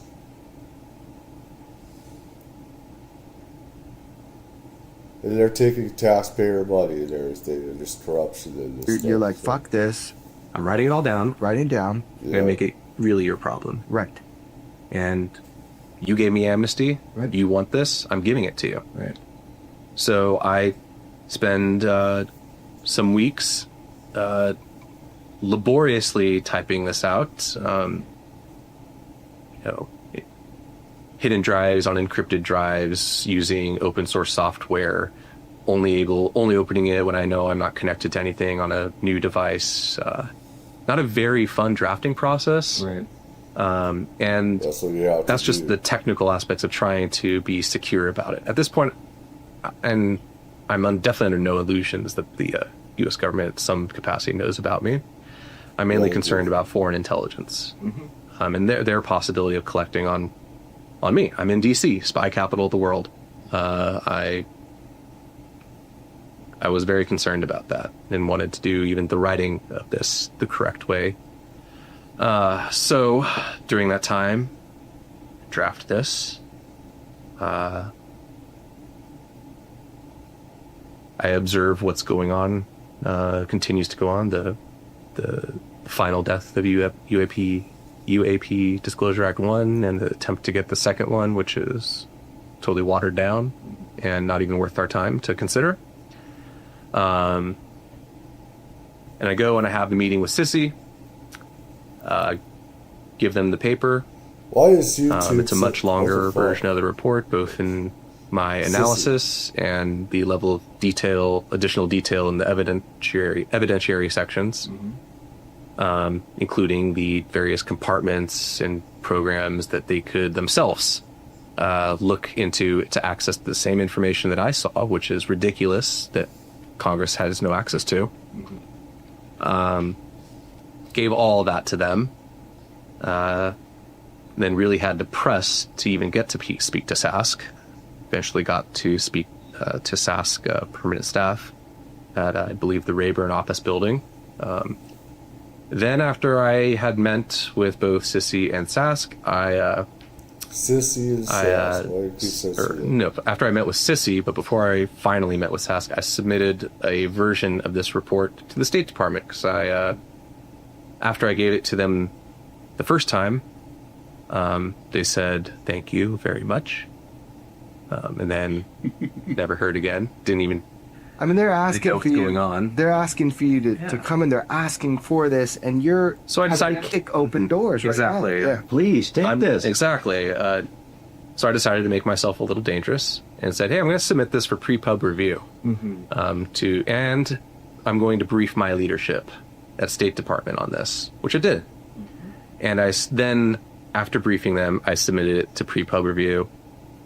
And at the State Department, met with Sask, provided a copy of the full report, and at that time, the cleared one, before that ever reached any media sources, so that they knew what the media would see before anyone else. Doing what I thought was only fair. You're our leaders. You want control. You want this to go the right way. I'm giving you full insight into what my words are. You can tell me at any time to stop or what to change in my words. Nothing. Transparent, but also you ain't fucking around anymore. Right. Yeah. No pushback at all. None, except for not after the House meeting, never getting access to House at that time. You make this, and no access to members still. And that's where we start a process. But right. So you make the submission, you get an answer back. Yep. What's it say? I get no redactions requested, and essentially a one sentence answer. You may proceed. Not exactly something that gives you a lot of confidence at all as well. But I mean, it sounds like they're saying, go ahead, we have no problem with it. Yeah. We have the emails. You can read between the lines and also the tone. Certainly nobody there was thrilled about what I was doing. Right, but they weren't stopping you. And, a lot of people hear about Doppler and that kind of thing, and this is a very interesting way to go about it. You get pre-pub through State Department, which later Sean Kirkpatrick, when it became public, made some disparaging comments about what gets passed through when it comes to going through State Department. Doesn't matter. Basically, it's a process for you to cover your ass and inform everybody. And say, I'm not messing around, here we go. And you get it all written down, you get approved and one sentence, email back that we've seen, and you don't have high level of confidence, right? Of like, well, what does that mean? Can I move forward? So there you are. What happens next? I fly out to California and I meet with Michael Schellenberger.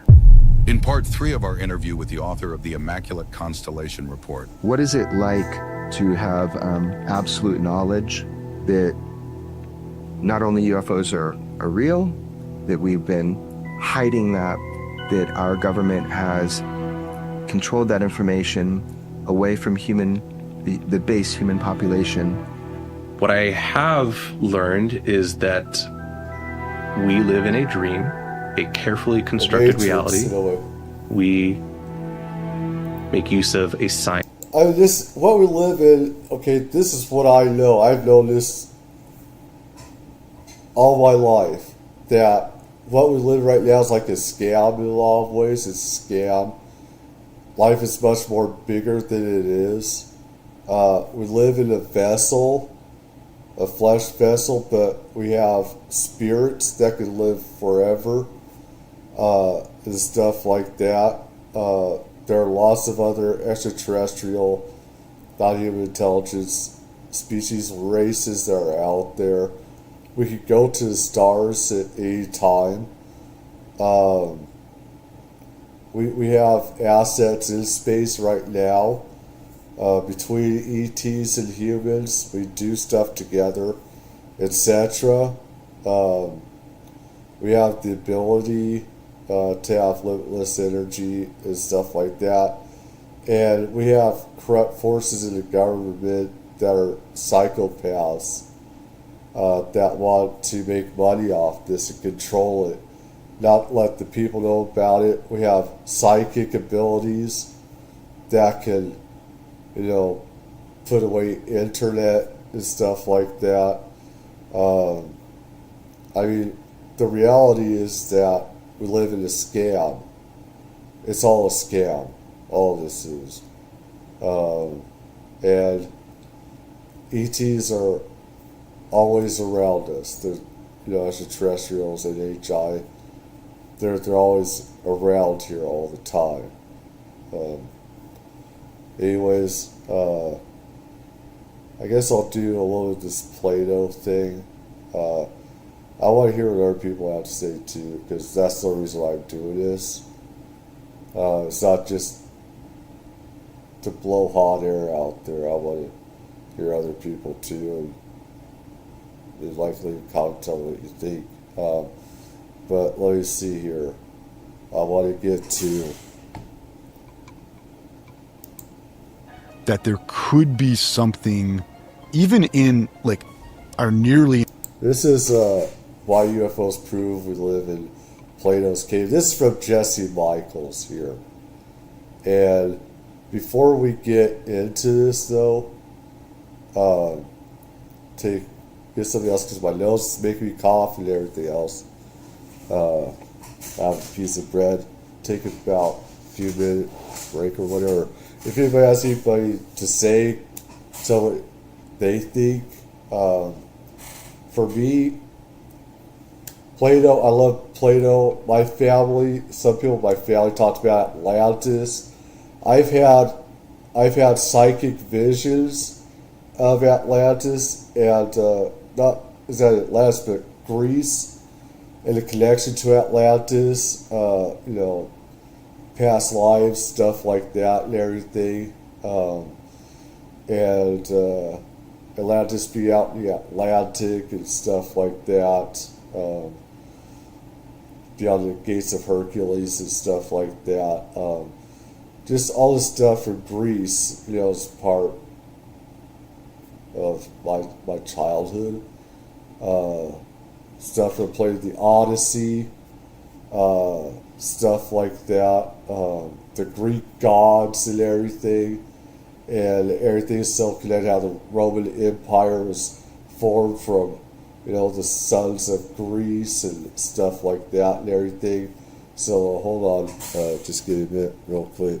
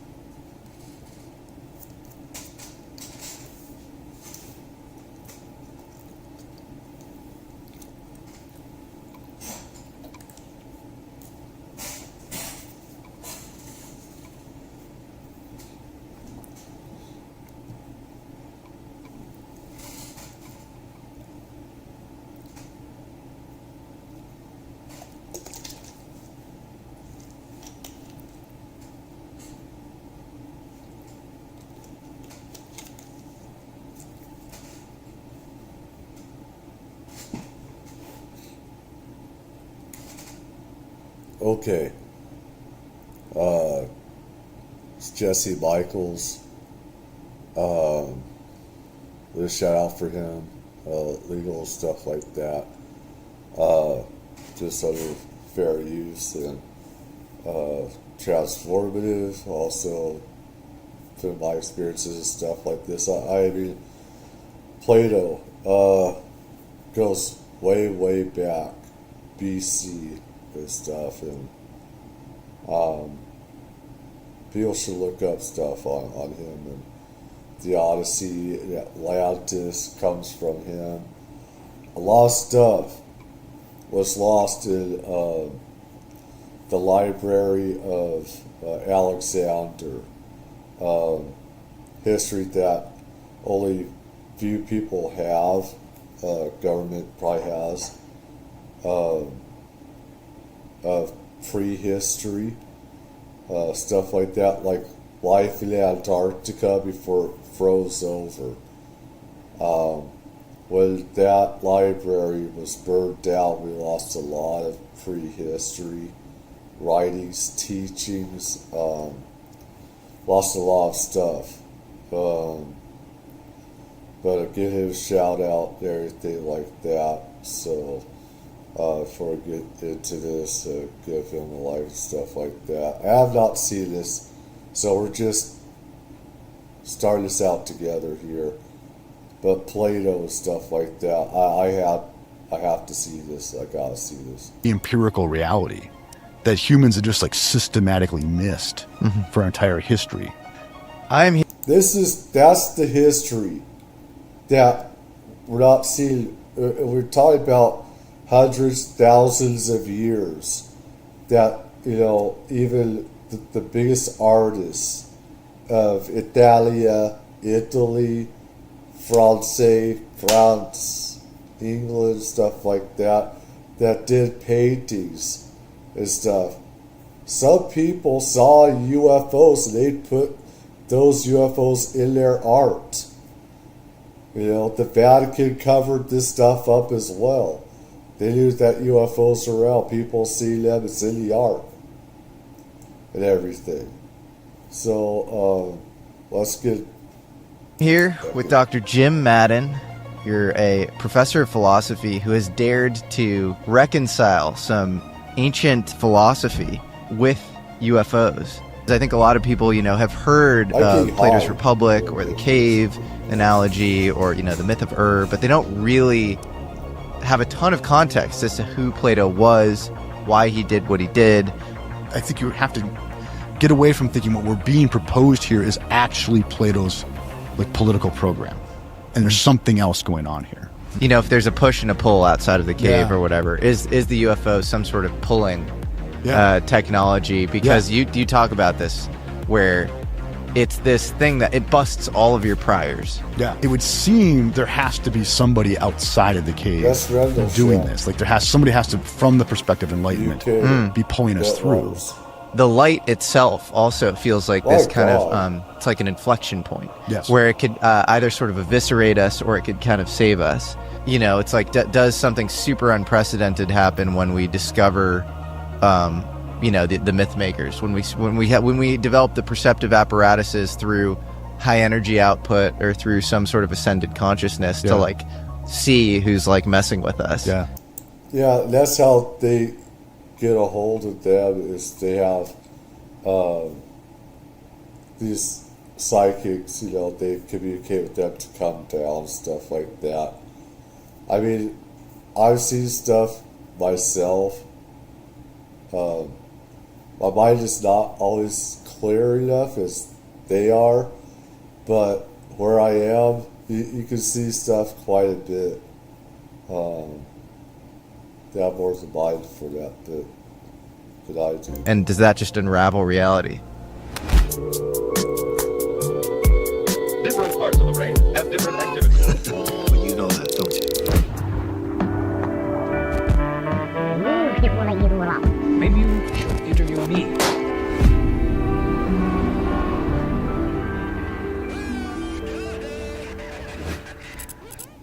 I am here with Dr. Jim Madden.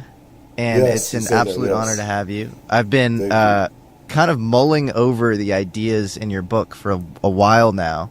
You're a professor of philosophy who has dared to reconcile some ancient philosophy, Plato, Aristotle, even up until... I gotta say, before we go further too, Scott Walter, about how the Smithsonian has kept real history, other history from being found out, how they're covering up history and destroying a lot of history that shows that we were here before Columbus, which we were, before, the Vikings and stuff like that. And the government and stuff like that wants only a certain history told. Scott Wolter, SCOTT, WOLTER, I believe.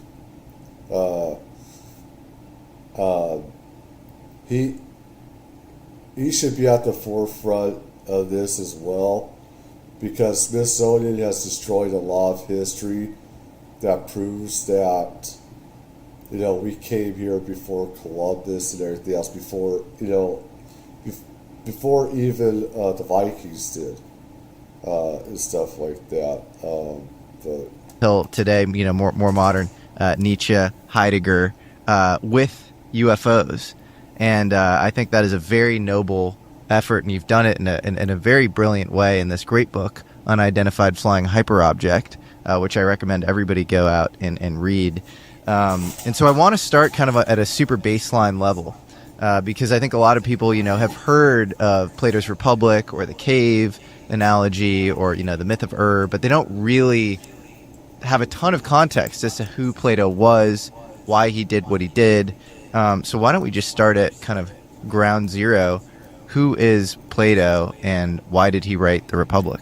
Sure. Well, first, thanks for having me. It's a real honor to be here. Yeah. I appreciate it. I think the only thing that's really surprised me, I should say what surprised me the most about this whole process of getting the UFO and bringing philosophy into it is that no one had done it before in this way. So that was surprising to me. But okay, so who is Plato? So obviously, probably most people know Plato was the student of Socrates, and in most of Plato's dialogues, which is most of what we have of his writings, Socrates is the main character, though not in all of them. And it's pretty clear that Socrates does not always speak for Plato, which I think is important even in the Republic. Other than that, Plato was an aristocratic, member of Athenian society, in the period kind of coming out of the Peloponnesian War. It's a time of great political strife, so Socrates himself was a victim of capital punishment. That had a lot to do with the politics going on in Athens at the time. Okay. Plato is not probably his given birth name, right? It's a nickname like Broad or Big, as in broad-shouldered, because he was the most accomplished wrestler of his generation, apparently. Wow. In Athens, yeah. And there's a... So you're maintaining that tradition today. I'm doing my best. I'm doing my best. Jiu-jitsu master. Yeah. So I think an important thing to note about the Republic is, the setting of it is in kind of a small, this is an anachronistic, like a suburb of Athens. It's not actually in the city. So it's outside the city. So it's a book about cities that's not in a city, which is interesting. And we know about when Plato is setting it because it begins by referring to a certain religious festival that classical scholars can date when that festival likely happened. So we know it's set at a time when Plato would have been like a little kid. Okay, so he obviously was not there, right? So probably these conversations didn't happen, right? But the characters are obviously Socrates, and two other characters are Glaucon and Adeimantus, who were Plato's half-brothers. And there's another character, Thrasymachus, who's sort of a foil to those three in the dialogue. And I'm not sure if I'm getting this exactly right, but my understanding is none of those people are alive by the time Plato writes this, and none of them died natural deaths. Okay, so that's why I used a different name. They're actually on separate sides of this struggle. Okay, so like Thrasymachus, my understanding, was on the other side of this post-Peloponnesian War political struggle from Plato's family. Okay, so it's interesting. What Plato's depicting for us is this moment where everybody was kind of together, behaving civilly for the last time. Okay, and then it's all going to fall apart politically after that. Okay, which I think is important for how we understand this book and whether or not it's like proposing to us an optimistic or pessimistic view of things, right? Okay. So the dialogue then begins with Socrates and the guys are here for this religious festival, and they're invited to a party, and there's going to be torch races, and it's going to be a big deal. And there's an older guy there who they're kidding him about being old, and isn't it terrible getting old? And he's like, well, no, because I don't have to worry about all the pressures for sex and all this stuff anymore. And they're like, yeah, but you're going to die soon. And he said, well, I'm not worried about death because I've lived a just life, and the just don't have to fear their death. Okay. And when asked, well, what do you mean by justice? He leaves the scene. Okay. So it's interesting. The authority figure, the old man, is making claims, but he can't cash it. Okay. And this goes on in all the Platonic dialogues, is the authority figures always fail to actually deliver what they're claiming. Okay. But I think it's interesting that Plato's Republic, the actual question that initiates the dialogue is the question of death. Okay. Which then occasions the question of justice. Okay. So I think we think of the dialogue, if we've read it, is being a question about what is justice, but that's the secondary question. Like that's something we're answering to address the question of death. And do note that the book ends with a myth about death. Okay, so it's bookended, as it were, with life and death. Okay, or with two stories about death. So for my money, if you ask me what's the Republic about, it's really about death. Okay, and the human condition in facing death. All right. Okay, so at that point, then what is justice? Gets raised, and now philosophy breaks out. Okay, and there's a really vehement debate between Socrates and Thrasymachus. Eventually, Thrasymachus has had enough and leaves, and Adeimantus and Glaucon take up his position as like devil advocates, and they debate with Socrates what justice is. They decide that deciding what justice is for we as human individuals, right, is too difficult, so they switch it to a political story. Okay, so what would justice be in the city? All right, but always with the idea that, once again, like we're trying to find out what would it be just as individuals, so we can then figure out whether or not we have anything to fear in death. It's always the background. So there's like three layers going on in the book, and maybe the most important one is the one that's mentioned the least. Okay. Yeah, interesting. Yeah, because it's I feel like it's thought of as this. What is the ideal state, especially vis-a-vis maybe, Socrates' death, where, Athens as a democracy sort of turns on him. He ends up drinking the hemlock. And then it's like, okay, if that doesn't work, how can we, in some sort of peripatetic way, figure out through dialogue what the ideal state is? But you're saying that it actually maybe has more to just do with death. And like this really important metaphysical question of what happens when you die. This is probably controversial. Of course, everything in academic philosophy is controversial, right? So you could find brighter people than I am who agree with me. You could find brighter people than I am who will disagree with me. That's always a problem. I agree. I also think we are probably over-indexed on taking everything allegorically and not literally. And so I'm more sympathetic to the Plato literalists. But that's my own. Totally. I'm allowed to do that because I'm a dilettante. I envy you being diligent. Okay, so I think there's very interesting things that go on in the book. So basically, we're told the only just state would be one that had a philosopher as a ruler, right? So ultimately, the famous philosopher king. Okay, but it also, like Plato says early on, that any state that occurs naturally is going to fall apart due to greed and injustice and this. Okay, so if you think of it, like any natural city is not run by a philosopher. Okay, and we get a story of how you would cultivate philosophers sufficient to run a city, but no, you'd have to have a good city first to have those to produce those philosophers in the first place. So there's this really difficult circular problem of founding in the Republic. Like, how could you ever get a just city because it would have to be built by a philosopher, right? But a philosopher would have to be produced by a just city. Just end up in this sort of tautological loop or something. Yeah, you end up in a loop. Okay, so I think I mentioned that because I think you have to get away from thinking what we're being proposed here is actually Plato's like political program, and there's something else going on here, right?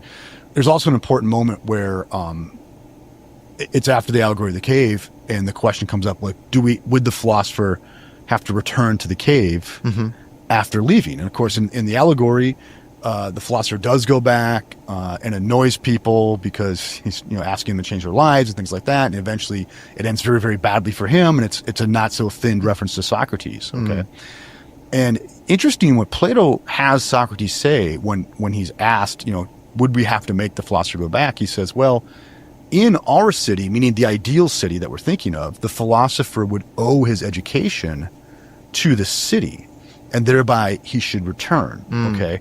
But think of it, that's only the ideal city, and Plato has said throughout the book that the ideal city is not going to happen here, right? So it seemed like he's saying, like, in any actual concrete, like, human political situation, the philosopher really should not return. It would be a futile effort. Yeah. Yeah. Fascinating. Yeah. And so just what is the cave at a baseline for the average person? Sure. Okay, so at a certain point in the dialogue, the question of how we would educate a philosopher comes up. Okay. And basically, the cave is Plato's way of explaining what the education of the philosopher would be like. Okay. So I think that's important to see. Like, that's where it's proposed. Okay. And in the analogy or allegory that he uses to make the point is, he says, so we have a bunch of people, they're in a cave, they're chained so they can only look forward, and all they see are images dancing on the cave wall. Okay. And then at some point, and I think if that were the case, no one could possibly know the difference, right? There's no ability to separate yourself from this, right? So it would be what we would call today a consensus reality. Yeah. Right? Okay. Yeah. And you're fed one version. Now, Plato never explains this, but voila, somebody gets loose. Okay, it's interesting. We never get an explanation of how that initial liberation would happen. Okay. And that person is able to turn and look away. It's a very important thing that Plato emphasizes, is that person looks away from the wall and can see back and see that what's really going on is there's a wall behind them, and there's people behind it with puppets on sticks, and there's a fire casting light onto the wall, right? So what the people see on the wall is not entirely wrong, right? The shadows are right-ish, but they're not fully right. Okay. And so this newly liberated person sees that, right, and then goes through a process of maybe even literally clawing his way out of the cave. It's a difficult, arduous process, right? And what he's moving towards is towards a sort of light, right? Okay, so the fire initially that he saw, that was part of the put on, that's a kind of light. It's enlightenment. It's a sign of knowledge, right? But it's not full knowledge. And think of it for the Greeks, we would even say something like this: all energy, all heat, all fire on the earth is ultimately derived from the sun, right? Okay, so he's looking for the source of that fire, right? And he crawls his way out of the cave, and eventually, can get out, and it's very difficult, so he has to leave and come back a little bit. It's very difficult to get out of the cave and see in the light for the first time. And eventually he works his way up to glimpsing the sun, okay? Glimpsing what Plato elsewhere calls the good, right? But he can only glimpse it, right? And so then he returns to the cave, and of course, in returning to the cave, the light has changed again, and he stumbles around as if he's blind, so he looks like a fool, right? He presses people that there's more to the world, what you're seeing is an illusion, et cetera, and of course, famously, it ends badly for him, just as it ended for Socrates very badly. Yeah. And there seems to be sort of push and pull. Like this person is ascending out of the cave on their own sort of volition, but they're also being sort of dragged. Is that right? Or because you think of it like throughout the book, it's clear for Plato, enlightenment doesn't just happen. You have to be taught. You could make a case. The book is a philosophy of education. right? It's what should our ruling elite be like? Like, how should they be educated, right?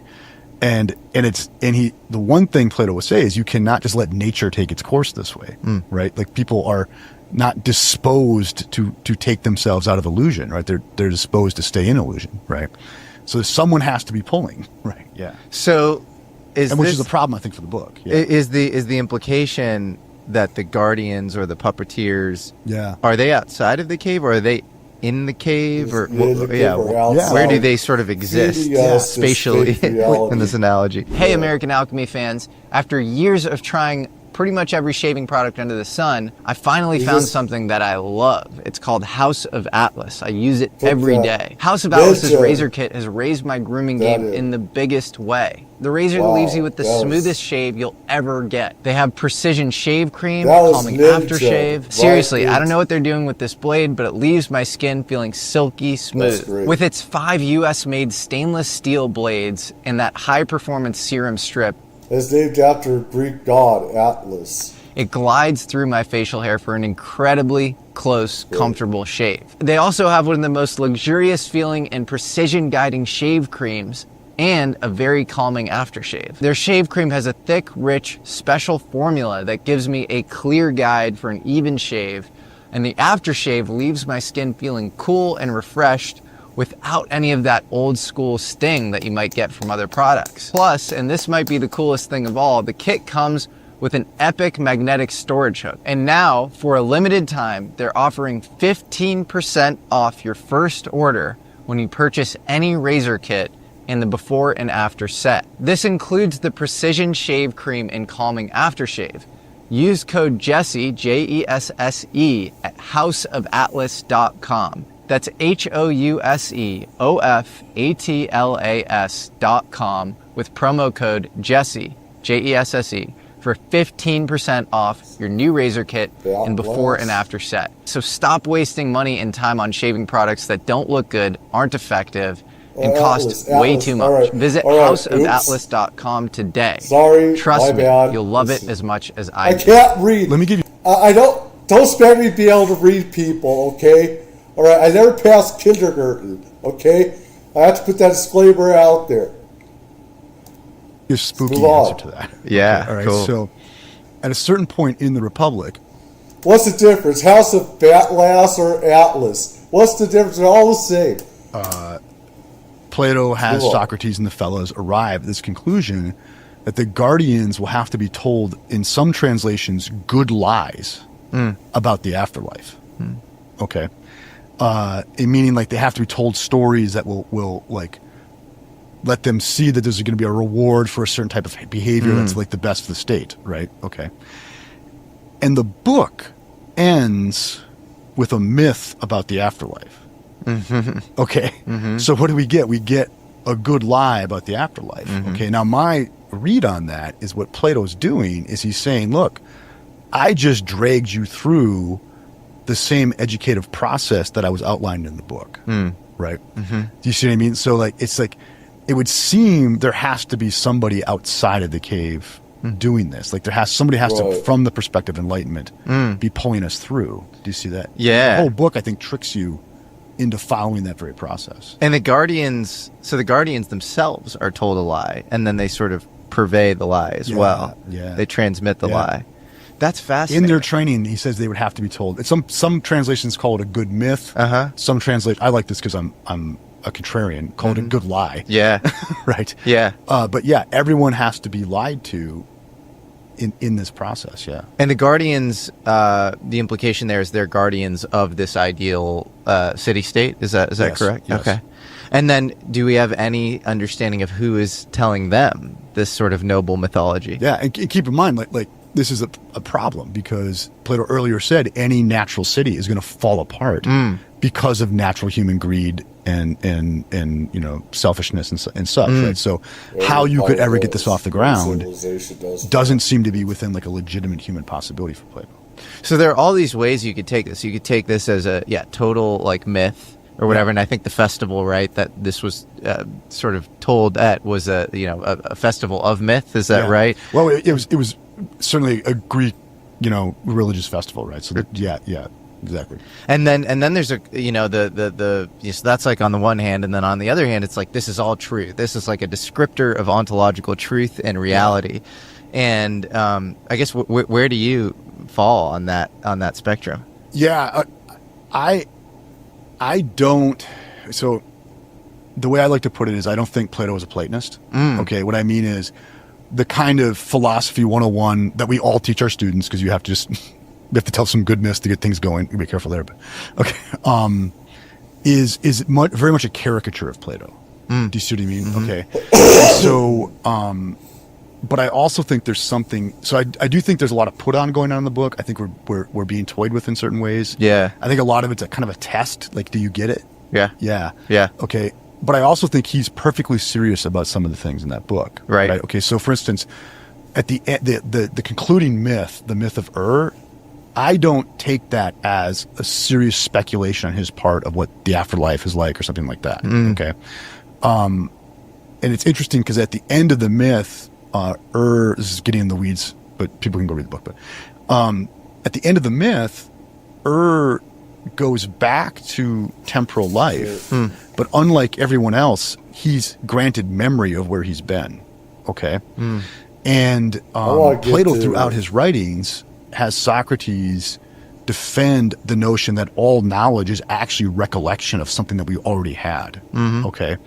And so I think what you're getting here then is this suggestion that like our relationship to the ultimate truth is going to be more like memory than it is something like a direct discovery. Yeah. Yeah. Well, he says to kind of distrust your like five senses, right? Yeah. And it's almost like this primordial knowledge is more true in a sense. And so totally, because you could say that, it's all mythology or whatever when it comes to him even saying that.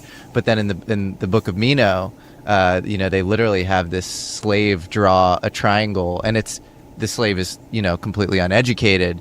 And that's sort of proof that there is this kind of primordial architecture and knowledge. And I believe also in the symposium, it was, a knowledge of geometry was somehow not only emphasized, but almost like a litmus test for like admission. So we could teach anybody this if we just reminded them the right way. Or like something that Plato does in the Phaedo, or he has Socrates say in the Phaedo, which interestingly, Plato goes out of his way to say he wasn't there for the conversation of Phaedo. So he oddly distances himself from it, which is interesting. But he, the example is like, you have a lover who played the harp. Now the harp doesn't resemble them at all, but the harp will remind you of them. Okay, so like, I think what Plato's getting at is there are things that we encounter in this life that are utterly unlike the ultimate truth, but then still manage to remind us of it. That's so interesting. Yeah, I mean, like the light itself also feels like this kind of dual meaning there. Not dual meaning, but it's like an inflection point. Yes. Where it could either sort of eviscerate us or it could kind of save us. Yeah. And I think about technology now, and it has that sort of, dual kind of an inflecting, mechanism where AI, for example, I love the Marshall McLuhan quote, every media extension of man is an amputation. We are sort of outsourcing our agency to a lot of these, technologies that are kind of parasitizing us, especially after the advent of information technology. It used to be kind of augmenting us, and now it's sort of outsourcing, our abilities. And then at the same time, the ability to wake up with information technology. If you're trying to learn about like UFOs or like uncover all sorts of kind of real conspiracies or issues with the way that, the indoctrinated history has been told or whatever, you can now do that because you have the access to all of the information kind of. Actually, I remember when there's a lot more access and stuff to see. Google, YouTube, other search engines, they have everything really censored. A lot of stuff. Back in the day, there was even secret stuff that you could find on the internet, and now where it's just a lot more censored, where you can't find as much. That's just me, where you can't. I can't, and I see a lot less of that. And so, of course, he wasn't around when I was. He wasn't around at that time when I was, and see the way that the internet was really open and everything with information, and did have things, in the classified secret stuff, there's a way to find that stuff. Now you can't. That's a bad thing, a really bad thing. So where the search engines were Google and Yahoo or other ones just have it totally censored, and the stuff that we have a right to see and be able to see, and even stuff on auras and stuff like that, scientific proof of auras, etc. That stuff could be very censored as well. Just a lot of stuff. So, I mean, the information is not all out there. It's not. So. About your fingertips. So enlightenment is also closer than ever. Yeah. But there's like that two-edged sword. Like the very thing, like you and I, no internet, Jim and Jesse never meet. Mm-hmm. Right? True. Jesse never reads Jim's book. Jim never gets enlightened by your podcast, right? Yeah. Totally. But at the same time, as I think we're also being simultaneously undone by that very same medium. It's fascinating. And so if you extrapolate that out into the future, there are like two possibility space. Like if you have a Schrodinger's cat of, I just think that I know of. I mean, me and him just generations apart. Is that, I talked with some adult stars about this that I know of, and about the internet, and they say there's a lot more to see, and what I used to see on the internet, where it was wide open on everything, it's now more closed. Everything is like in a big bubble and everything, and how they try and censor different things, even about auras, ESP, other classified programs, where they only give a certain part of those classified programs. Back in the day, they'd have full everything sheets. They'd have thousands of pages. You could find this stuff. And now these stupid search engines of Google, Yahoo, and others. I mean, I don't know, you could try a Russian one, I guess. They get something better at that, who knows? But it's not the same. It's not the same. It's a lot smaller, and it's just a bubble of what it was, where it's a whole universe. Now it's just like one condensed planet and everything, where they're showing, the search engines are only giving you what they want you to see, not what is really out there. And of course, back then you had to be a lot more discerning, and there's a lot of misinformation out there as well, and stuff. But it was wide open, and if you're like me, or knew what was real, what wasn't, you could take a lot of stuff that wasn't real and take that out, put this in, stuff like that. But it's a lot different.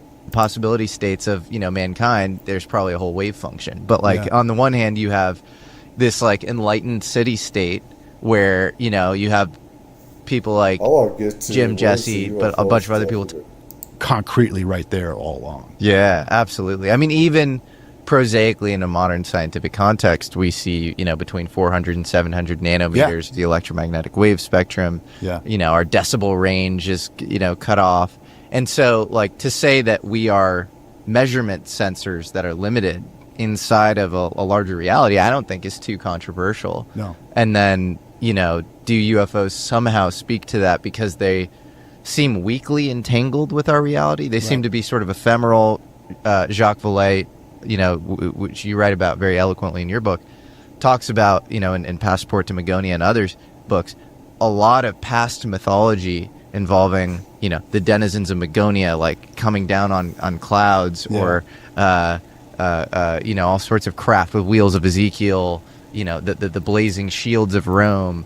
You know, often it's these sort of this proto-architecture that's very true and real, and then we are sort of recollecting it through the lens of sort of modern. That's part of history that's so censored you can't always find them on search engines, where you used to be able to find this more prevalent.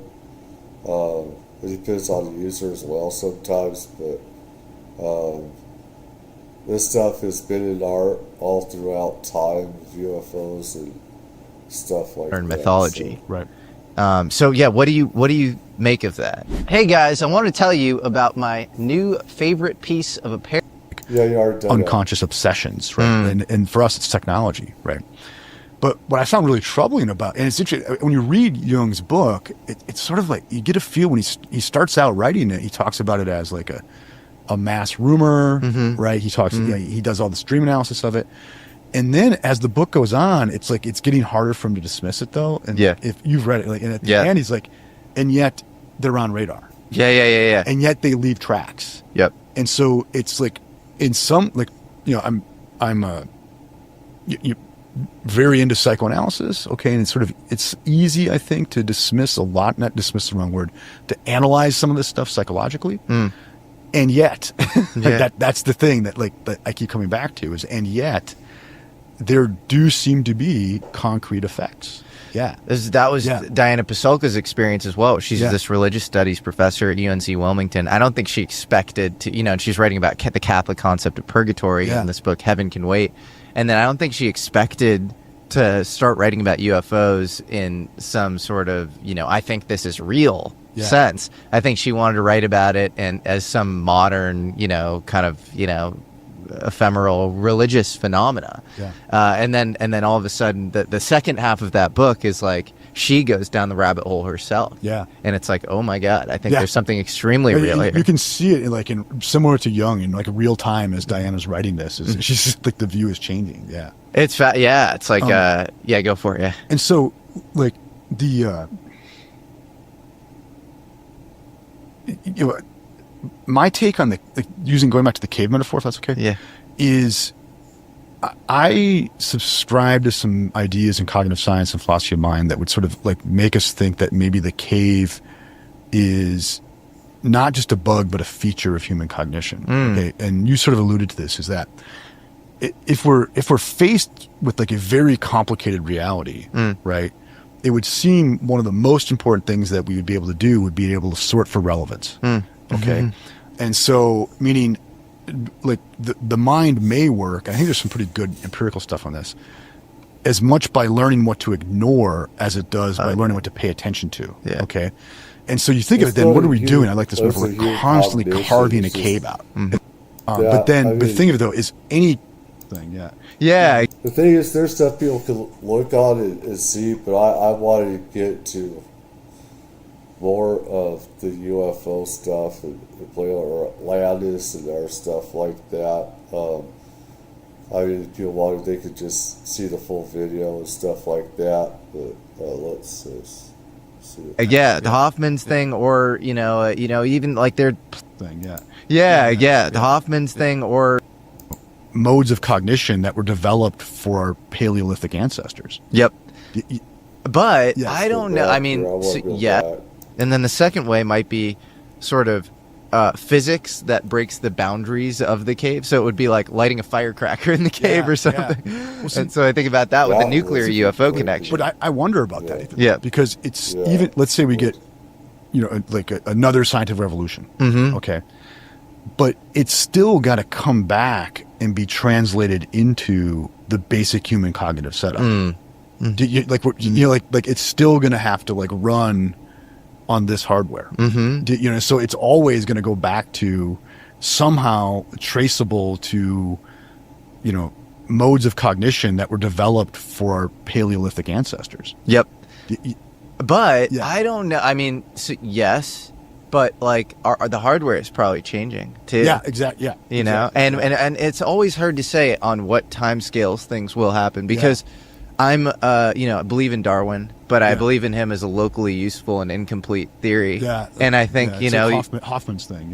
The Hoffman's thing, or even like these.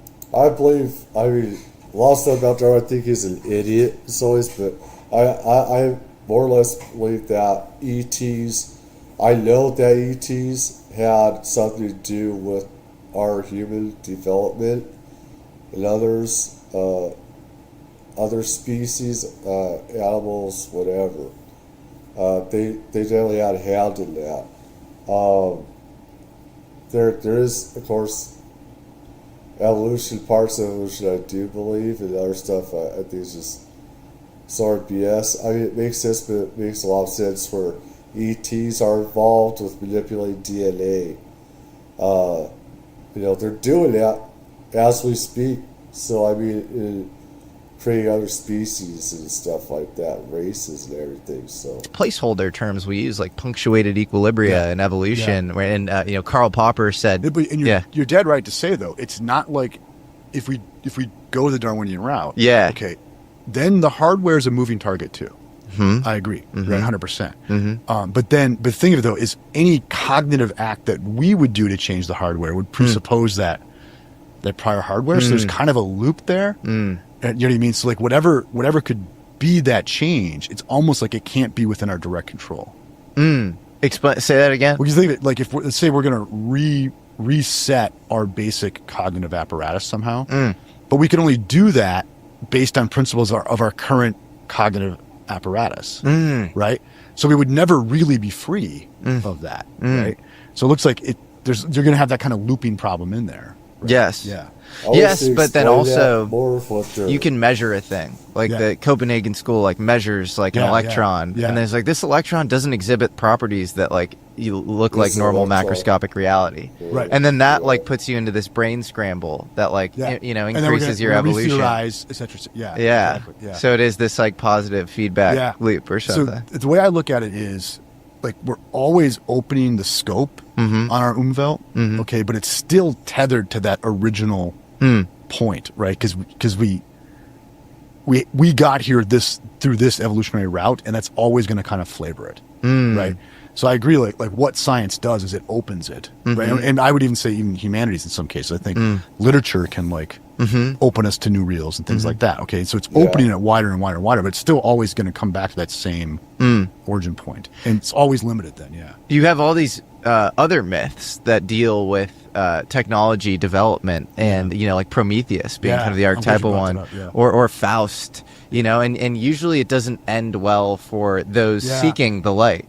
So how do we interpret that in sort of a Platonic and UFO context? So I got really obsessed with Sophocles' Prometheus Bound, the tragic play. And to the point, I make all my students read it now. And it's interesting that, so the start of Sophocles' version of the myth is Hephaestus, the god of smithing, he's chaining up, nailing down Prometheus, okay?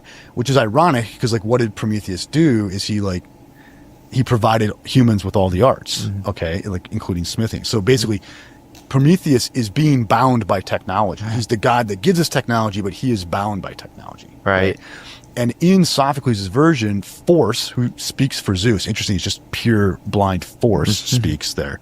And Hephaestus they're kind of mocking him, your name means foreknowledge and you didn't see this coming.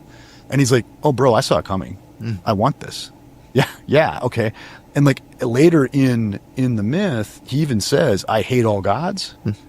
Right? Wow. Yeah, and he encounters Ion, who Io, pardon me, who was who rejected Zeus, and she's a human. He gets turned to a cow, and he predicts a child of yours in the 13th generation. So it's going to be Hercules, right? As the prediction, but in the 13th generation, a human child, long in the future, bad generation, is going to take out Zeus.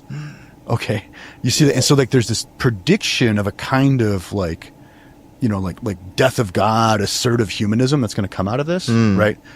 From a guy, though, who is being nailed to a rock by technology itself. Right? So you can see, I think even in Sophocles, there's a sense that humans are on rails to a kind of self-assertive self-destruction, right? Because we are these technological animals. You know how we're always diving into the edge of science and consciousness on this show? Lately, I've been thinking a lot about aging, not just in terms of years, but in how it actually feels in the body. Slower recovery, lower energy, that middle-aged fog that sneaks up on you. I feel like I can barely go out and drink alcohol anymore. That's why I started using something called Qualia Senolytic, and it's been a major shift for me. Let me explain. As we age, our bodies accumulate what scientists call senescent cells, also known as zombie cells. These are worn-out cells that stop dividing but don't die. They hang around in your body, draining your energy, clogging up your recovery, and generally making you feel older than you are. Qualia Senolytic is a first-of-its-kind supplement formulated with 9 plant-based compounds designed to help your body naturally eliminate these zombie cells. It's not something you take every day, just 2 days a month, but it supports your in aging better at the cellular level. Since I've started mean as far as our relationship to technology, one essay that you write about in your great book, and Diana Pasulka also talks about, is the question concerning technology, which is this Heidegger essay. I would be lying if I were to tell you that I understand this essay. I've tried to read it a couple of times. Essay, it doesn't make a lot of sense to me. It's difficult. And that's not the place to start Heidegger, but it's like it's where everybody wants to get to. I don't think I understand Heidegger in general, but Okay, so basically what Heidegger is arguing in that essay is the essence of technology isn't a device. Okay, and he's very explicit about that. So when Heidegger gets moody about technology, he's not just moody about how much like screen time we're having. Like, he wouldn't be a fan, but for him, the essence of technology is a certain attitude towards being. Okay, like that's what technology really is. Okay, and Heidegger, thinks it like there wasn't like a committee that met in the early modern period that decided we would just like change civilization. Okay. But he also thinks something happened such that we started to ask a different kind of question about nature than we did before. Okay. And he thinks what happened is, for some reason, we began to ask nature, what can we extract from it rather than how we can work with it. Okay.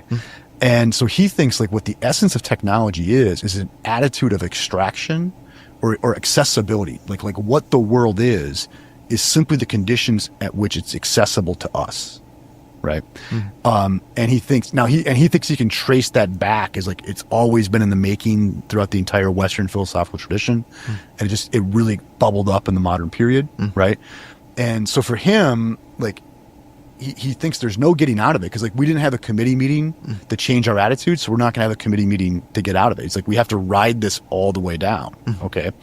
But he thinks if we admit that we're stuck with this attitude, right? So like the world, like we're stuck thinking of the world simply on the terms that it's useful to us, right? If we make that admission, then we're kind of admitting we're not really running things, because we can't really decide this for ourselves. And he thinks that will open us to maybe something else could show itself to us that would change our attitude to being again. Yeah. I maybe this is a contrived connection, but I think about that, probably very true assertion that humans look at technology as this like, locally useful thing for like producing, and then they port their own value into like how can they work alongside technology to like make things more useful or more productive, which is a very narrow scope of like what it is to be human. Humans can write poetry, be self-referential, we create culture, but there's something about technology that compresses humans into this like economically productive unit. So Heidegger was really worked up the first time he heard someone use the word human resources. Right. And he says, because eventually what's going to happen is we're going to see ourselves in technological terms of accessibility and use. And he's not just worried that like, Soylent Green is people, like literally, but I think he is. Green, everybody. That's the future right there. Hatcher, you got to tell him Soylent Green is people. But he's Edward G. Robinson, legend. He used to, that started that. Bless that man. One of the greatest actors, man. He started mob movies from late 1920s and 30s and stuff like that. and he was in Soylent Green along with oh my god, I can't forget the other legend. It had 2 Hollywood legends in that. But that was Edward G. Robinson's last movie role. Then he died a bit after that, I believe. But great actor, Edward G. Robinson was. Burt Lancaster was the other. He played the cop. He finds about Soylent Green. People have to watch that because I believe that's probably going to happen in the future. Soylent Green, with how the World Economic Forum and the world's government and not wanting us, how they're saying cows produce too much carbon dioxide and stuff like that, CO2 and everything else, and Agenda 2030 and all this other stuff.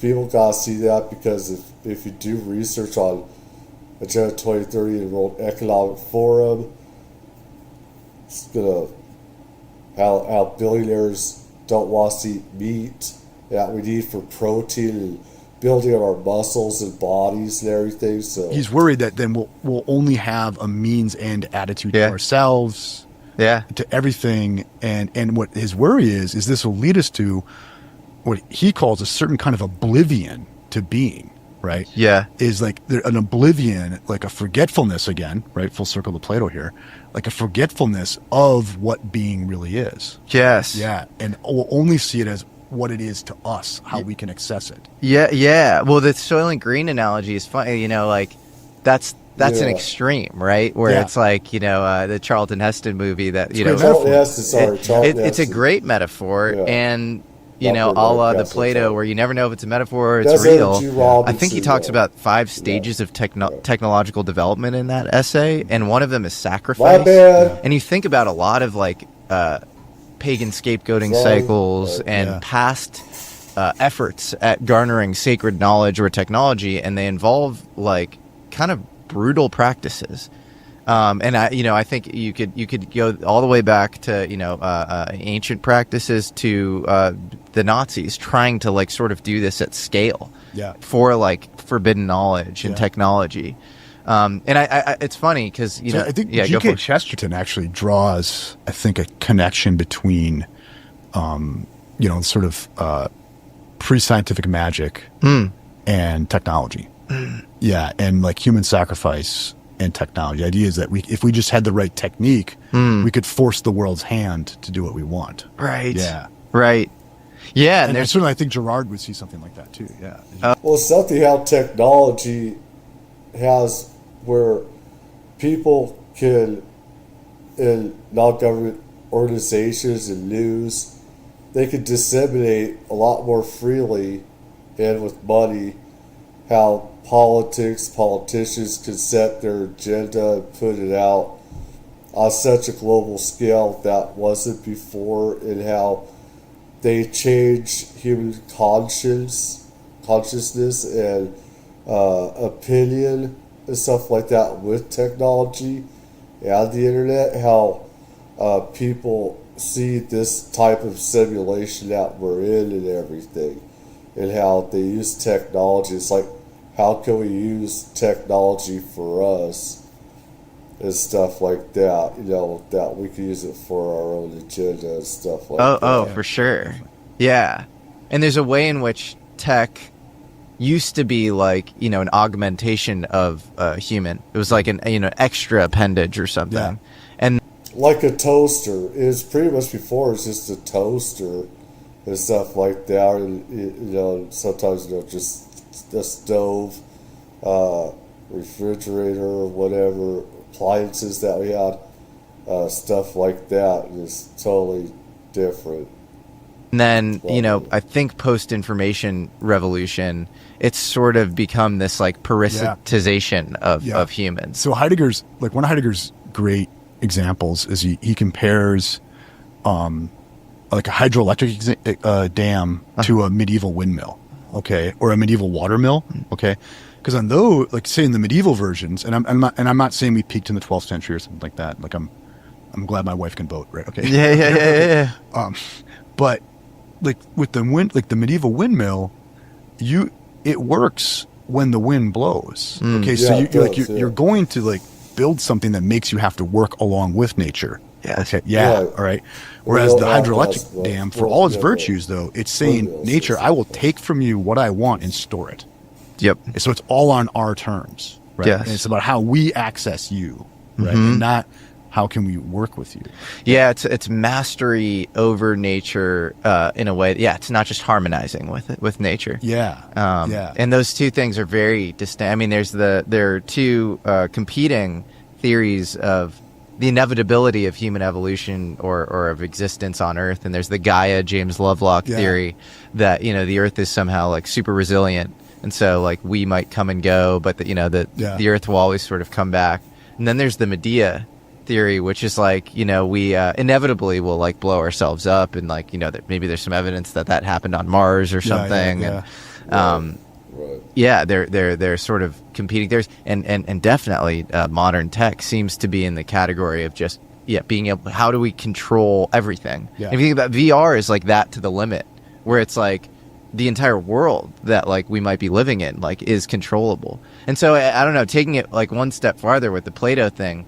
Do you ever think like this is like we're in these like biological skin suits? Yeah. That are basically like VR headsets. I honestly. What we're being fed is being fed by billionaires and politicians and non-governmental organizations, and how we see everything around us. It's a lot different. It's on such a huge scale how the technology and internet is and everything. How they want to see their version, their simulation, and it goes back to the cave of what those people that are chained see, versus the guy that can see all the machinations, all the people that are putting out that show. They're putting on that show. Those people, so they believe that reality, that fixed reality of what they see, versus the real reality that's all fixed and made up. And like Hollywood, they make up this reality and everything else. And the contemplation of virtue or some other criteria that we don't fully understand are the means through which we ascend through these things into the light and become even worthy of that next step outside of the cave. Because I also thought, the Heidegger thing might connect, where it's like we're porting ourselves through these like low-level economic production engines via technology. I believe that also kind of dovetails with a test that Plato puts the Guardians through, like at the age of 30 or whatever. If you fail, like you don't get to study metaphysics. You just like become the economic producer or whatever. Yeah. So I think at this point is where like a Heidegger and Plato come apart. Okay, or at least this is where Heidegger becomes a critic of Plato's. Okay, because he would look at something like that dialectical process in the Republic, whereby one like ascends to a kind of enlightenment, as a quasi-technological attitude. Okay. And whereas for Heidegger, for him, the metaphor is more like architectural. Like you build a temple and you hope someone shows up there. Right? Okay. And a lot of his later work goes to this, where he talks about how we need artwork. Okay, but meaning we need art that does the work of art. And what is the work of art? Is it provides a place, sort of like a theater where an actor could show up for us. Okay, so for Heidegger, it's like we're more passive in the process, okay, than say for Plato, where we'd be more active in the process. Like there would be, an educational process that one could go through, right, that would get you there, right? Whereas for Heidegger, it's like, well, if divinity is going to show up for us, right? If the transcendence is going to show up for us, then it cannot be our doing. Like, and he thinks what's happened in the modern world is because we only think of like what we can take and do and grab and process, right? We need to regain an ability just to build something that is sort of receptive rather than aggressively extracting. Do you see that? And I think for me, I probably lean more towards Heidegger on that. Yeah.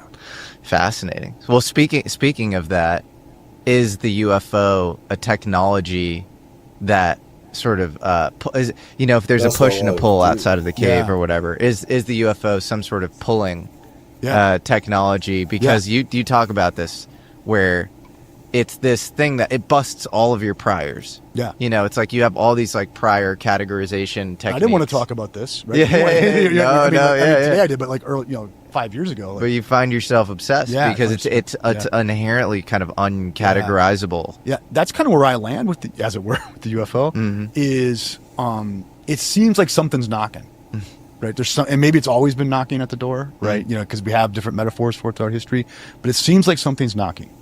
Right, UFOs and whether we listen to it through a Platonic, process of dialectical improvement, or we listen to it through a sort of Heideggerian building a place where it could dwell, right? That it seems that something is trying to remind the human of something, right? That's just trying to jog our memories. I like to use Plato's metaphor, and I'm not really I don't trust any of our metaphors about it. Is it an angel? Is it a demon? Is it, is it an elf or a fairy? It seems that all of that gives our imagination too much of a pass, right? But it does seem there is some pressure on us from outside our Umwelt, right? That we would do well to at least strategize how we would listen to. Yeah. Yeah.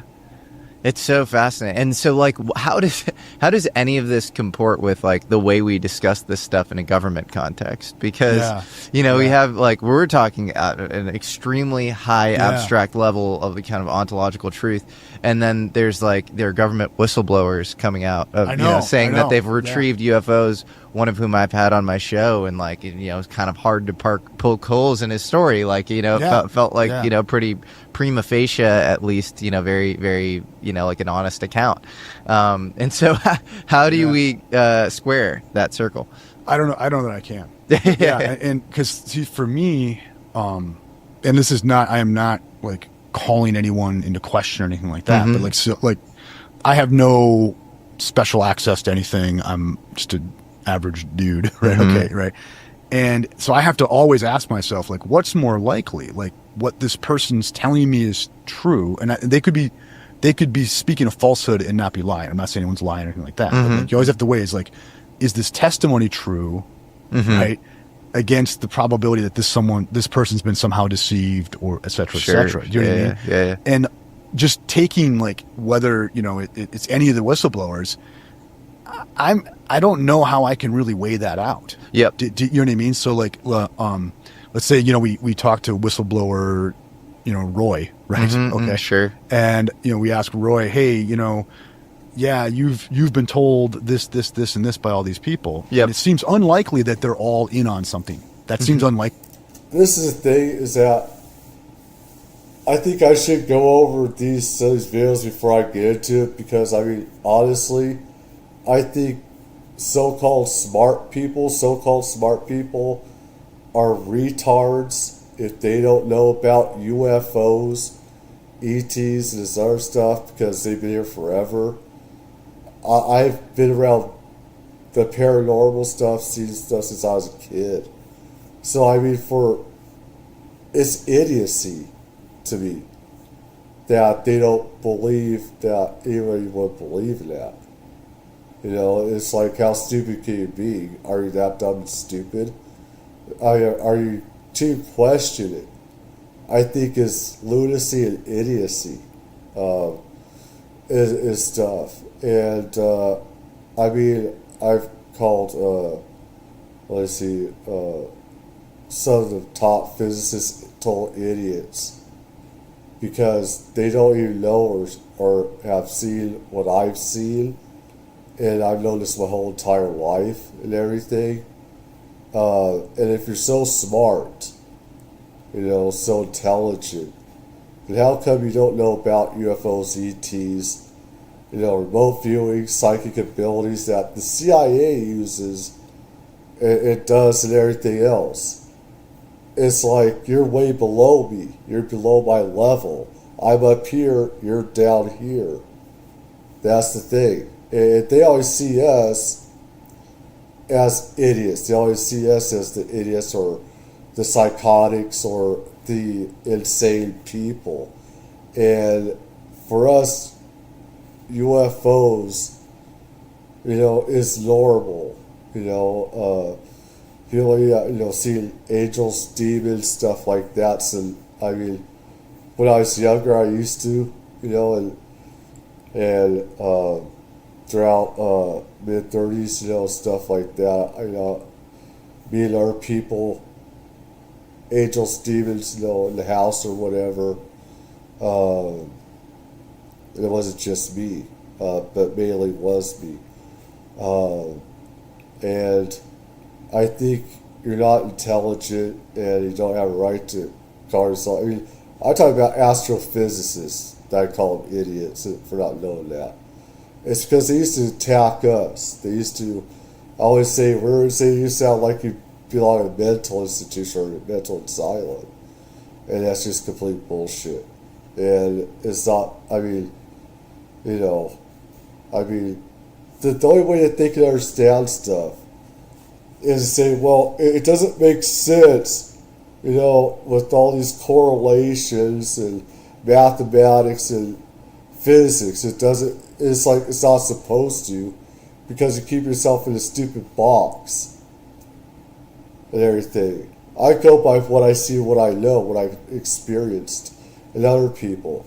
I don't go by what people in the military say, because I've had my own experiences. People in the military, people put out disinformation. People are supposed to, do their own investigating, stuff like that. But, I wish that if people could tell you, it's like, they should just say, yeah, I should have looked at this beforehand, because honestly, this is a disappointment for me.